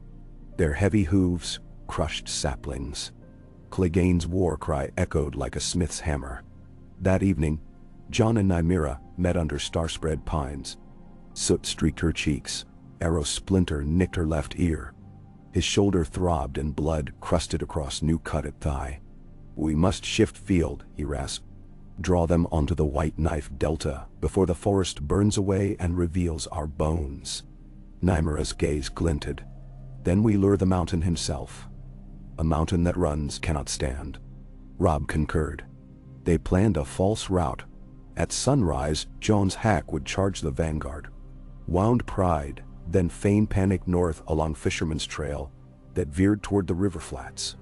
Nymera's spear women would ambush supply wagons to tempt pursuit. Robb's cavalry would appear to falter and scatter, leaving clear road. With luck, Cersei would order Mountain and Stormbreaker Thorn to lance the Wolf's Heart fast. The dawn cracked open gold and coal. Mist hovered low. The Mountain moved first, Gregor's men thundering ahead, lion pennants snapping like ripped cloth. Jon's hack-fired volley, then wheeled, galloping pell-mell to north. Mountain bellowed laughter. Spurring. Stormbreaker's Faith Knights followed, their seven-pointed banners whipping indignation. Snow churned to slush under hooves. Jon felt vibrations through saddle bones. Ghost loped flank, breath flaming in cold. The Fisherman's Trail narrowed between ridges of black granite. Dead man's fingers, locals called them. And beyond opened onto the delta's silt flats where ice floes drifted lazily in tidal rhythm. Tallheart sappers had labored nights earlier, sinking tar-lined stakes beneath shallow water, points angled toward oncoming charge. Jon and Nymera reached the flats. Shouted signal. Horn blasts echoed across marsh. Mountain's host poured through pass, arrogance unbroken. Riders thundered onto flats. Some slowed at smell of tar, but momentum pressed. Horses shrieked as stakes found bellies. Men toppled into icy throes. Panic reared. Faith Knights crashed into jammed rear ranks. Then from River's Bend Stannis red-sailed galleys surged, oars churning floodwater. Scorpion bolts whistled. A pot of wildfire shattered amid Mountain's cluster, emerald horror bathing men and water alike. Flames skated across tar, igniting further. Screams mingled with hiss of steam as ice cracked. Cersei's vanguard retreated, horns frenzied. But Robb's cavalry had swept around granite ridges, sealing exit with flame and arrows. Mountain fought through fire like vengeful god, helm smoking. He charged for Jon. Two devils set on collision. Jon parried the first hammer blow, Shadowmere rearing. Mountain swung again. Jon ducked, felt wind of steel kiss scalp. Nymera thrust spear from side, point glanced off plate. Mountain roared, fists powerhouses. He seized spear, yanked Nymera from saddle. She rolled, cat quick, dagger flashing, but he kicked, ribs cracking. Jon shouted, drove blade into Mountain's pauldron seam. Steel bit, but stuck. Mountain backhanded him, stars burst. Chaos blurred. Jon staggered, blood in eyes. Ghost launched onto Mountain's back, teeth gouging. Mountain seized the dire wolf, hurled him into water. Nymera lunged again, dagger slashing exposed calf. Mountain roared, raised sword for killing Ark, but wildfire pot from Stannis' scorpion struck ground beside him, exploding green fury. The impact flung Mountain sideways, armor aflame. Jon dived, dragging Nymera clear. Flames climbed Giant's gorget, melting flesh and steel. His shrieks curdled air until water closed over. Ghost surfaced, paddling, fur smoking. Jon waded chest deep to haul him, skin blistering where acid flames licked. He collapsed with Wolf on shore. Nearby Stannis landing boats crashed, knights in cold black plate storming the flats, routing shattered faith lines. Robb's banners converged. Smoke turned day to twilight by the time horns blew cease. Stormbreaker Thorn lay dead, arrow through visor slit. Cersei's remaining cavalry limped east, but Stannis galleys beached and spearmen encircled them. Queen's banner fell when a northern arrow severed its mast. Atop a low hill of drifted gravel, Jon knelt beside Nymera where healers bound her ribs. His own head rang, but relief quenched pain. She caught his hand, eyes bright with tears and triumph. Mountain fell, she whispered. And winter still stands, he answered, drawing her close. Robb, helm under arm, strode up, cheeks streaked with soot. He surveyed the flats, wreckage of warlit dawn. 1,200 dead, half theirs, he reported, voice hoarse. The queen fled south with 80 men. Stannis' envoy awaits Parley. He studied Jon, then Nymeria. We'll strike again before she regroups. But today, you two turned tide. The songs will speak. Nymeria chuckled, wince-laden. Let the songs wait. There are wounds to stitch. Jon gripped Robb's forearm. Thank you, brother. Thank me when the war ends. Robb pointed at rising sun. Dawn breaks red. Blood day. Indeed, the sky burned crimson, but its brilliance felt less omen than promise. Parley occurred within a ruined granary, where frost clung to broken wheat stalks. Ned arrived at dusk, slipping between lines of ash-faced veterans. Stannis waited inside, base stern as basalt. His red woman Melisandre loomed behind, eyes ember bright dot. Stannis greeted Ned with curt nod. Justice satisfies itself, he said, gaze drifting to Jon and Nymeria. Yet prophecy's path now forks. Ned bristled. Prophecy does not rule the north. Oaths do. Stannis' jaw flexed. If oaths suffice, bending to rightful king. Oberyn's courier arrived that morning. Produced letter. Dorne spears would cross Trident within fortnight. Stannis' lips curved thin. Dorne once crowned Targaryens. Let them again if you will risk realm. My claim stands on Baratheon blood and law. Nymeria spoke then. Law not forged for mercy breeds tyranny. She placed Rhaegar's signet on table. Echoes of old fire burned still. We did not ask for crowns, but those who chase our deaths make us choose. Stannis studied her. Then, Jon. I see flame in you, boy. But also ice. If realms were forged by element alone, peace might frost the land. Yet hearts burn. He sighed. Very well. I propose alliance. My fleet, your spears, our wolves. When crown is plucked from unworthy brow, then we weigh inheritance. Ned considered. Robert must answer for crimes. Cersei first stands in field against us. Robert yet sits in court. Let us drive wedge. You, brother by blood, march to capital with our proof of queen's treachery. We harry lions here until throne cracks. Night. Melisandre's smile chilled. The night is long. Shadows hunger for kings. Offer them lion and stag. The Lord of Light will spare the wool. Stannis frowned at her but did not deny. Parley ended in wary truce. Stannis sailed south with half his fleet, carrying sealed missives and Rhaegar's signet. Robb led battered but jubilant ghost pack back toward Winterfell to heal and regather. Cersei's remnant limped beyond the neck, dogged by Mormont raiders. The riverlands stirred, hearts turning. Tully banners winked uncertain in morning breeze. At Winterfell, weeks later, spring at last cracked winter's stranglehold. Snow melt filled hot pools until streams overran stone conduits. In courtyard, saplings sagged with catkins, and children sang while chasing each other with willow switches. Jon stood on battlement above the godswood gate, sling on left arm. Beneath the sling his shoulders scar puckered pink. Nymeria came, weaving between training squires. She wore new tunic dyed wolf gray with sunburst at breast sewn of silver thread. They leaned side by side, looking over walls. Far beyond fields, clouds piled cotton white. Do you think the king will come himself next time? She asked. Jon traced the bracelet she'd given, tarnished now dark along sunlinks. King's fall or King's march. Either way ends the same. We stand. She smiled, bold and quiet, pressed her lips to his. Below, Ghost howled. The pack in the kennels took up chorus. The sound rang across waking fields like a banner in the wind, mourning the dead, warning the southern sky, greeting the sun that still dared rise on a world remade by winter and flame. If prophecy watched from distant stars, it saw them not as pawns, but as sparks seeding the tinder of a new dawn.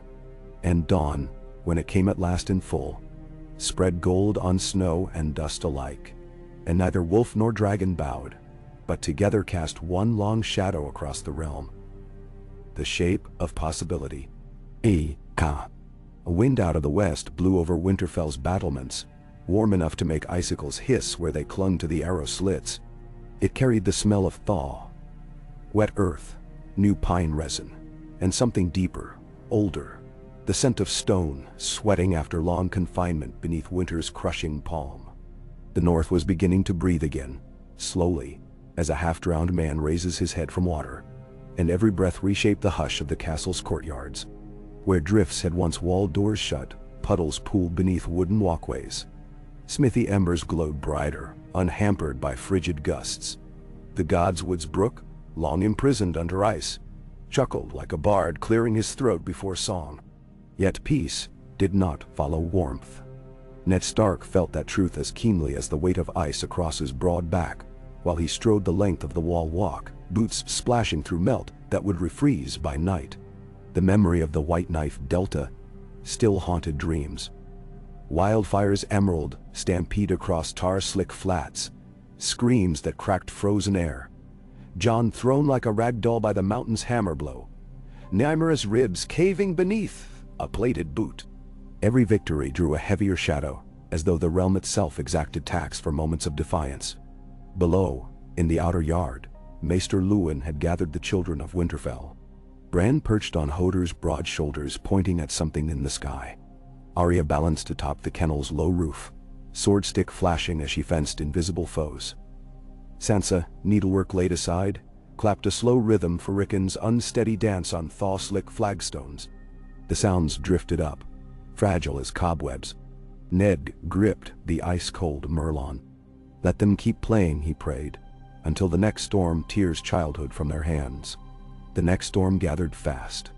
Ravens came daily, scratch-clawed couriers too thin for stew pots, bringing rumors of Stannis' fleet blockading King's Landing, of Robert bedridden by gout and drink, of Queen Cersei's escort caught between Riverland levies loyal to Edmure Tully and Sellswords paid with Lannister gold. Yet the tidings that chilled Ned's marrow arrived on pale wings from Eastwatch by the sea. Wildling tribes massing on the far side of the wall, migrating like geese before a killing frost, fleeing something.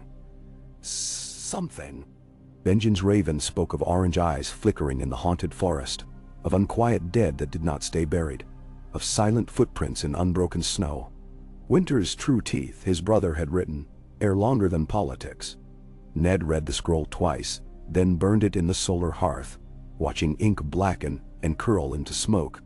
He had troubles enough without conjuring dead men to frighten living hearts. Yet the words gnawed. Ghost appeared then, as if summoned by dark thought. The direwolf padded along the parapet, white coat slick with melt, crimson eyes fixed south. When Ned knelt to scratch behind an ear, Ghost stiffened but did not pull away. Ned wondered again at the bond between the beast and his foster son. No, his true son by any oath greater than parchment. Ghost sensed something out there in the ragged lattice of clouds. Something coming. Footsteps clattered on the stone stair. Jon Snow emerged, cloak swaying, left sleeve pinned above still healing shoulder. His face looked leaner than before the battle. Convalescence had stripped the last softness from his jawline, leaving angles hard as cut obsidian. Yet his gray eyes shone with the restless fire Ned had glimpsed in Lyanna's gaze. A flame that asked what next, even while old embers still smoldered. "Father," he greeted, formal in voice, though his smile was pure stark. "Riders from the neck, bog walkers. Howland Reed leads them. They came by hidden causeway at dawn." Ned rose. "Howland himself, that is grave or glorious?" "Both, I think." Jon's grin slipped slightly. "He bears news of a southern host splitting. The lions romp wagging for River Run, while the faith marches east. And Reed says a child of the Crannog saw giants striding beyond Queenscrown." "Madams." Ned's brow wrinkled. "Giants? Child tales. But if true," he exhaled, "bring Lord Reed to the council chamber, and rouse Robb, Nymeria Tallheart, let no one else attend yet. Quiet ears breed fewer leaks. Jon nodded. Ghost bounded beside him, tail slicing air. The council chamber sat above Winterfell's hot spring conduits, its flagstones warm under leather soles. Reed stood near the map table, a spare reed of a man wrapped in wolfskin despite the heat. Green eyes gleamed under tousled mud-brown hair. He looked unchanged from the day Ned last embraced him, at the Tower of Joy, though years had drawn deeper lines. Reed's presence alone sparked ghosts. The room suddenly smelled of desert wind and blood-smeared stone, of Lyanna's dying gasp. Robb entered first, flanked by Jory Castle and Lady Mage Mormont, whose eldest daughter, Daisy, held maps. Nymeria arrived last, walking stiffly though healers said her ribs knit well. She wore a jerkin ash-gray as dawn, the wolf and sun emblem stitched in silver thread above her heart. Eyes met Joan's. Unspoken strings tightened. Ned addressed them curtly. "Lord Reed, share what you saw." Reed's voice slipped through the steam like water around roots. 3 nights gone, I watched the Queen's stragglers cross the Green Fork west of the Twins. Half her men, ruined wagons. They limped toward River Run hoping Edmure's walls mumble welcome. At their rear rides, Sir Jaime's vanguard. 1,000 lances under House Lyon. Older lions chew scraps while young Queen hides behind trout walls. Meanwhile, the faith militant gather at Maidenpool, raiding villages, branding 7-pointed stars on eyes of those who refuse obeisance. They preach of cleansing dragon spawn and winter witches. No. Nymera's mouth tightened. Dragon spawn. Reed unrolled damp vellum. Crude ink strokes marked troop routes. My children in the reeds also whisper of fire in the haunted forest. Cold flames blue as starfall. Watchers on the wall seen them too. Robb frowned. Could be wildling torches. Reed shook head. Blue fires that burn snow black, and corpses walk behind them. Silence congealed. If true, the Night's Watch will crumble without aid. Ned steepled fingers. "One war at a time," we said. "But winter wages many fronts." If the dead march, Southron banners matter less than fires that keep flesh warm. Nymeria murmured. Jon stepped forward. "I will go to the wall," Benjen calls. I answer. Ned's heart clenched. "You only just recovered." "I fought men," Jon said. "I must learn to fight what isn't." He drew breath. "Nymeria comes." Her eyes flashed surprise, that melted quickly to certainty. Spear dances, same in sun or moon. Robb slammed fist on table. "I need my outriders if the Queen turns north again." Nymeria faced him. "You need a north free of ice whites first. A dead army cares not for flanks." Nah. She was right. Ned felt it deep as the hot stones beneath his boots. "Very well," he said hoarsely. "Take 20 of Reed's best marsh scouts. Ride light to Castle Black. Benjen will know more." He turned to Robb. "Meanwhile, we unsettle our lion friends. Mormont axes join river lords to hem Jaime's lances. Tall Heart's archers guard White Harbor. Caitlin will treat with Edmure. Remind him who fed his granaries in the famine of '88. Plans unspooled like spool silk across the map. Daisy Mormont traced her route through Wolfswood Glens to slip behind Lannister outriders. Jory detailed rosters. When first candle guttered, Ned dismissed all but Jon and Nymeria. "Pack for frost beyond walls," he instructed. "Steel alone may fail you if Reed's rumors prove true." He sifted among scrolls, producing one inscribed with sigils of the Children of the Forest. An ancient language Benjen had found carved on a heart tree root. The maesters cannot read this. Perhaps the old ones of the far north can. Nymeria accepted, tucking it beneath her jerkin. Jon bowed. They left, minds already racing along icy spines of the world. Ned watched them depart. Ghost lingered an instant in doorway, red gaze meeting Ned's, as if judging the measure of promises. Then the white wolf too vanished. The ride to the wall was a study in winter's waning moods. In the Wolfswood snow still clung between firs, yet primrose sprigs poked through rotting leaves. Deer watched the riders from thickets, unafraid. The Marshman of Reed's escort moved silent as mist. their bone darts dripping bog poison potent enough to fell bull elk. They spoke seldom, but when they did it was in sing-song cadences, half human, half frog. Nymeria listened, hungry for new languages. Jon understood only fragments but felt the tune's pulse echo in his marrow. On the 5th night, they camped near Queen's Crown, an abandoned tower whose ramparts leaned like drinking men. Stars shone bright through gaps in cloud, and the northern lights smeared green curtain across horizon. Jon and Nymeria shared watch, backs against the crumbled wall. Reed's scouts dozed in mud huts fashioned of grass and ice. Ghost stalked perimeter. Nymeria's kestrel slept hidden in furs. Jon cracked a pine cone between fingers. Sap bled amber. "The air tastes different here," he said. "Sharp, as if mountains breathe on us." Nymeria rubbed her ribs where bones still ached.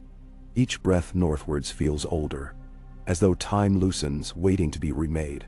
She rested head on his good shoulder. "If the dead walk, we may need to remake it." The aurora brightened, shaping a wavering sword of light.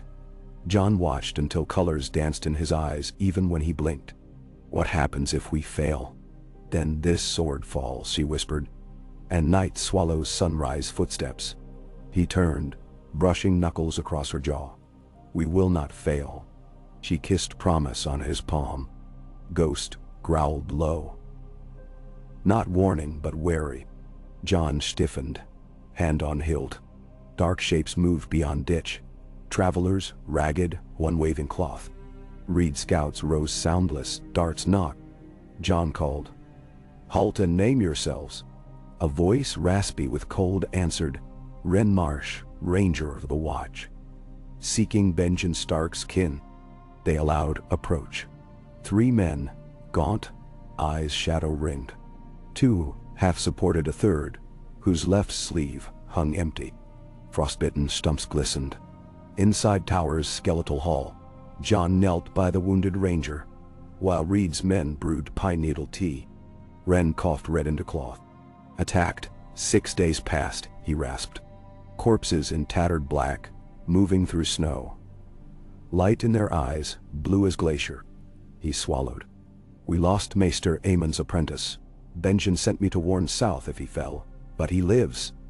He and Corin half-handhold gorge near Shadow Tower." Pain twisted features. "Hold. With 20 men." Nymeria's gaze hardened. "We ride dawn." Ren grabbed Jon's wrist. "Tell Lord Commander. Fire. Only fire." Arrows did nothing. Jon covered hand. "We'll bring fire." Ren slept then. Fevered. Dawn found him colder than frost, cloth crimson black at lips. Reed's scouts burned the body. The smell of charred flesh followed them north. Spore of strife dotted the road. Charcoal farmsteads, fence posts carved with 7-pointed stars, flayed wolves signifying Bolton partisans. Nymeria spat at each. When they reached Moat Cailin, the ruined fort's basalt towers jutted like broken teeth from marsh haze. Reed guided them through knee-deep bog, silent as herons. The marsh swarmed with biting midges even in frost, yet their escort seemed immune. Atop the watch's King's Road Tower, Night's Watch outriders greeted them, black cloaks moth-riddled. The captain, Hathon Pike, carried banner shredded by wind. He squinted at Jon's clasp. "Stark's blood flows strange," he said, "but any warm sword's welcome." They lodged one night. Nymeria spoke with wildling traders kept under guard. They spoke of tribes fleeing something they called whistling white claws of ice that sliced tents before dawn. A woman with scarred knuckles described shadows riding on wind, silent until they cut. Nymeria listened, recorded details in a leather booklet. Eyes of enemies mapped their weakness, she told Jon. On 6th dawn since Queen's Crown, the wall rose. A pale leviathan breaching forest, half shrouded in mist. The morning sun struck it so brightly, it seemed the world's spine of glass. Jon's breath stuck in throat. Nymeria halted, spear butt planted, gaze tracing rampart. Rivers of frozen tears streaked its face. Ravens circled like black sparks. Castle Black's gate yawned. Benjen Stark strode out, sable cloak snapping. Lines of fatigue etched across his features, but his eyes shone at sight of Jon. They embraced, clatter of boiled leather and swords. Benjen studied Nymeria with eyebrows lifted. "You bring the desert to the snow. Desert follows me," she answered, smiling. Benjen's grin slipped. "And death follows desert now. Come." Inside, Castle Black bustled beyond capacity. Wildlings huddled under blankets in moss-coated halls. Ranger squads sharpened obsidian daggers. Blackstone glinting dull. Maester Bowen tended rows of frostbite amputees. Jon's stomach clenched. Benjen led them to Lord Commander Jorah Mormont's chamber. The old bear hunched over map, strewn with black stones marking watch positions. His raven preened on antler rack, croaking corn at Nymeria's arrival. The old bear's eyes hardened when they spoke of Reed sightings and Wren's fate. "The gorge cannot fall," he growled. "If it does, dead flood through pass, and no wall stops them. They bypass along cliffs." Benjen pointed west of Shivering Sea Inlet. "Half-hand holds this choke with 2 score now. We ride tonight with fresh men." Jon stepped forward. "We ride with you." Mormont studied his face. "You're hurt. Better than the wounded they stand with." Nymeria added, "Fire we carry, wildfire flasks and desert oils." The Lord Commander nodded once. "Stark blood always stubborn." He looked to Nymeria, eyes softening. "And whatever flows in your veins, girl, accept a raven's thanks." Preparations whirled. Ghost paced uneasy, hackles bristling at smell of dead men stacked beyond palisade. Nymeria's kestrel circled high until ravens chased it. Rangers coated arrowheads in lamp oil, filled clay jars with pitch. Reed's marsh scouts boiled bog poison to coat bone darts. Perhaps even the dead taste death, their speaker crooned. At dusk, column of 300 rode west. Benjen, Jon at his side, Nymeria spear in hand, ghost ranging ahead. Torches dotted the track like comets hurled earthward. The wall glimmered ghostly through barren trees. Always to their right. Beyond, the haunted forest thickened, branches claw-like. Snow began to fall soft yet steady, whispering across cloaks. Near midnight, they reached a spur above the gorge. Fires flickered below, half-hand's camp. Beyond, a dark seam split the pines. The pass, narrow and steep, and in that seam glowed blue pinpricks, dozens, perhaps hundreds, drifting nearer like embers, sucked backward into a dying hearth. The column halted. Silence devoured torch crackle. Even ghost froze. Then they heard it, a distant thrumming, half-wind, half-moan, a chorus woven of ice grinding bone. Benjen exhaled frost. "We're late," he whispered. Half-hand's voice rose from below, urgent, "Loose!" Arrows hissed. Flames sputtered against darkness. Some blue lights winked out. Others blinked back brighter. Shapes resolved. Corpses with rime-encrusted armor, flesh translucent. Swords rimed white. Giants of legend. Pale fur-coated in hoarfrost. Swinging tree-trunk clubs. Smaller ghouls crawling like spiders across rock. Snow muffled their advance until distance vanished. Benjen barked order. Rangers formed flame line. Wildfire jars passed. Jon's fingers shook only once before locking around one jar's rough clay. He lit wick from torch, lobbed. Dar shattered. Green fire whooshed, engulfing first white line. They ignited like dried grass, shrieking soundless, yet still they came. Nymeria hurtled over boulder, spear flickering. She swept feet from a white that clawed toward Benjen, then vaulted to hurl desert oil on Giant's fur. Flame roared like lion. Giant bellowed, flailing. Half-hand joined them, cheeks frost-burned. "Dragon glass," he roared. Rangers stabbed with obsidian. Whites burst in glittering shards. Jon slashed, blade ringing. Metal scarcely slowed creatures. He drew dragon glass dagger gifted by Reed, plunged into heart of a shambling undead once ranger. The thing collapsed, ice webbing across ground. But numbers pressed. Giants broke through flame, clubs scattering men like pins. An arrow of blue frost pierced a ranger's chest. He froze mid-cry, reborn white even before breath ceased. Mormont's line bent. Ghost leapt onto a corpse back, ripping spine free, yet fangs stuck to bone with frost. Jon fought to reach him. Beside him Nymeria danced, silver dagger flashing. At each kill she muttered Rhoynar's song, voice steady. Still, they retreated inch by inch, to rocky spur where they formed last pocket. Benjen set torch to a ring of pitch trenches previously dug. Flames whooshed, buying breath. Yet whites surged, leaping fire. Nymera's eyes caught flicker atop ridge, figure robed in ice pale, riding elk with eyes like dusk, in hand, spear of crystal. A white walker. It raised spear toward Nymeria as though recognizing something. Blue mist coalesced into Frost's spear arcing. She leapt aside. Spear grazed stone, freezing it instantly. Jon hurled a dragonglass shard, missed. The walker's gaze found him. Tilted head. Nymeria retrieved spear from frozen rock. Hefted. Flames licked hem of her cloak. As the walker poised second strike, she flung spear. It sailed spinning, shaft wood, tip now rimed by contact. Found the creature's chest. Blue shards exploded outward, walker collapsing in a shatter of crystal dust. Every white within 15 paces staggered, some dropping inert. A gap yawned. Benjen roared charge. Rangers surged, pushing through faltering undead. Another walker appeared beyond pass, but horns echoed from east. Reinforcements. Reed scouts atop giant elk, hurling pots of resin. Wildlings under Tormund Giantsbane, answering pact with Mormont. The whites faltered. Dawn's first gray slipped through pines, and as light touched them, the dead recoiled, their ice burning under newborn rays. By sunrise, silence returned. Snow trenches smoking. Corpses melted to slush. Giants lay burned out like hollow logs. Only 2 walkers, shattered remnants, glittered. 40 rangers dead, but the gorge held. Half-hand clasped Yon's wrist. The wall owes your blades. He looked to Nymeria, eyes reflecting flames. And a spear that broke ice.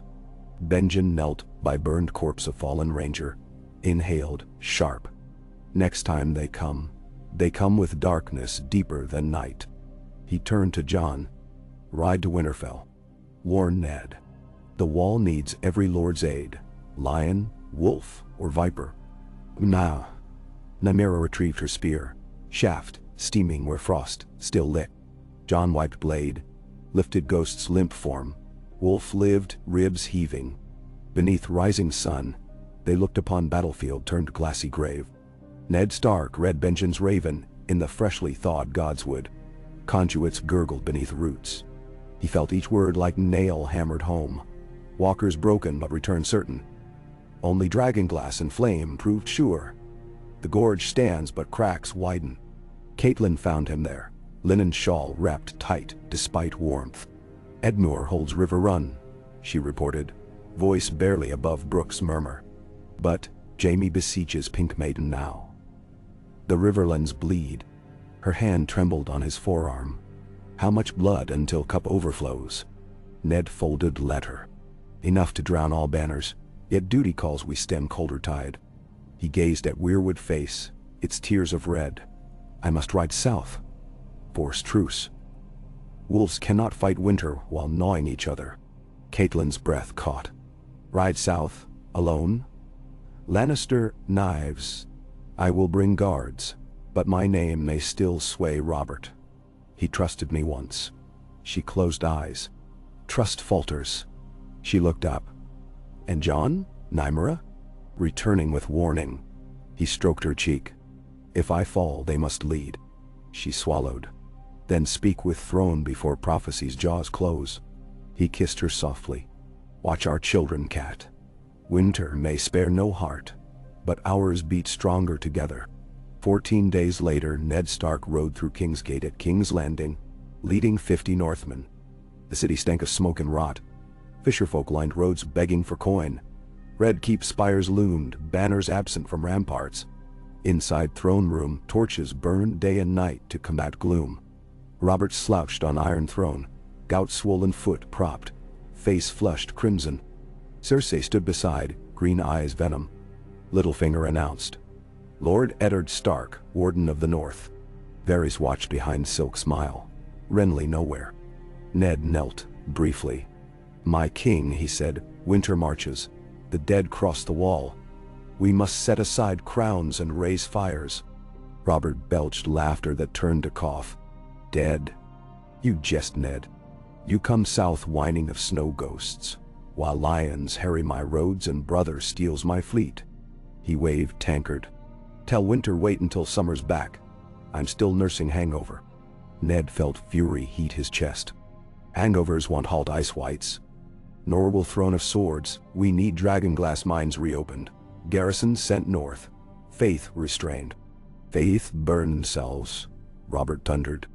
"7 walls can't contain their zeal." He glared at Cersei. "Your priests stirred hornet nest." Cersei smiled sweet. "The realm must cleanse dragon spawn that. Your hands snow bastard and Dornish mistress perhaps no more." "Lyanna." Ned's sword rasped half free.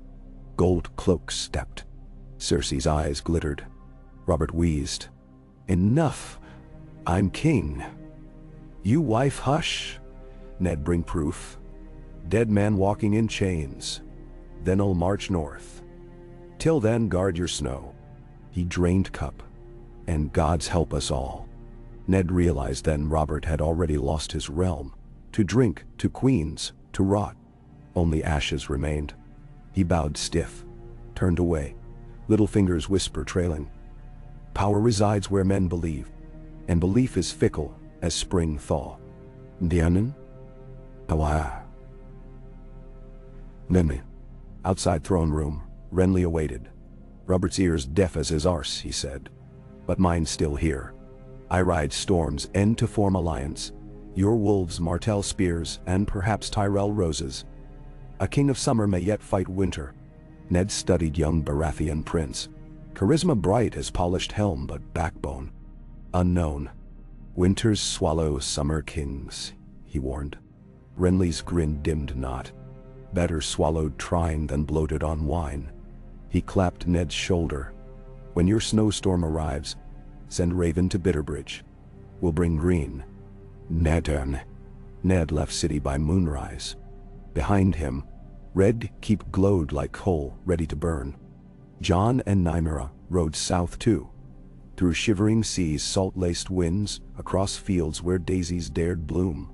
At Moat Cailin they parted from Benjen. The wall's warning traveled with wilding envoys to White Harbor. Ships ferried obsidian to Eastwatch. The north hammered dragonglass arrowheads by thousands. At Winterfell, reunion blazed bright but short. Jon saw Bran practicing bow, hitting target one eye closed. Rickon rode Shaggy Dog.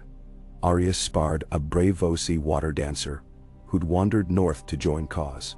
Sansa stitched double suns on wedding cloaks for soldiers marrying before war. That night, Jon knelt with Nymeria at Lyanna's statue. "Dragons of ice broken," he whispered. "But more gather." Nymeria placed palm on cold stone. "Then we gather fires wider." She looked at him, eyes tender. "And after?" He smiled, brushing her brow. "After, we rebuild. Wolves and sandcats raise halls where children learn sword and poem, not fear." She kissed him, fierce. "Then we survive." Horn blasts tore night. 3 sweet notes, raven inbound. They ran to rookery. Maester Luwin untied scroll, sealed in red wax shaped like lily, Tyrell. He read aloud. "House Tyrell offers blooms against winter. Will stand beside wolf and sun. Send embassy to Bitterbridge." Hope stirred. Yet another raven perched, seal black with 3-headed dragon, new sigil unknown. Luwin broke. Message sparse. "Daughter of storms awakes in the east. Dragons return. All thrones tremble." Jon's pulse raced. Nymeria met his gaze. "Dragons. Living. Fire to fight ice," he said. "But fire also burns," she answered. Outside, dawn painted horizon gold, and Winterfell's ravens took wing, bearing tidings to every corner. Of undead broken and brewing, of kings found wanting, of alliances blooming like frost flowers at world's edge. Over it all, Two young hearts beat. One of wolf, one of dragon, guiding threads of fate toward tapestry yet unwoven. In halls of the old gods and new, those threads glowed bright, fiery orange twined with argent. Whether the world would fray or flourish hung upon each choice yet made. Sword raised, mercy offered, letter sealed, vow whispered beneath starlight. But that was tomorrow's burden. Tonight, in a keep warmed by hidden springs and watchfires, Jon Snow and Nymeria Sand stood hand in hand atop broken tower where first they had vowed to carry one another's storms. Wind lifted Nymeria's dark hair. Jon's cloak snapped wolf fang. Somewhere within the castle a child laughed, and a direwolf answered, and the sound braided with the night wind until Winterfell felt less like fortress, more like cradle. Far to the north, in a gorge littered with frozen shards, a single blue flame sputtered back to life among snow-drowned bones. And far to the east, on a smoking plain beyond the seas, newly hatched dragons spread fragile wings, painting dawn in colors not seen since a conqueror's dreams first seared the sky. So the realm turned. A coin flipped, caught midair, glinting half light, half shadow, while on its rim balanced the breath of wolves, the heat of sand, and the hush of winter waiting to be broken.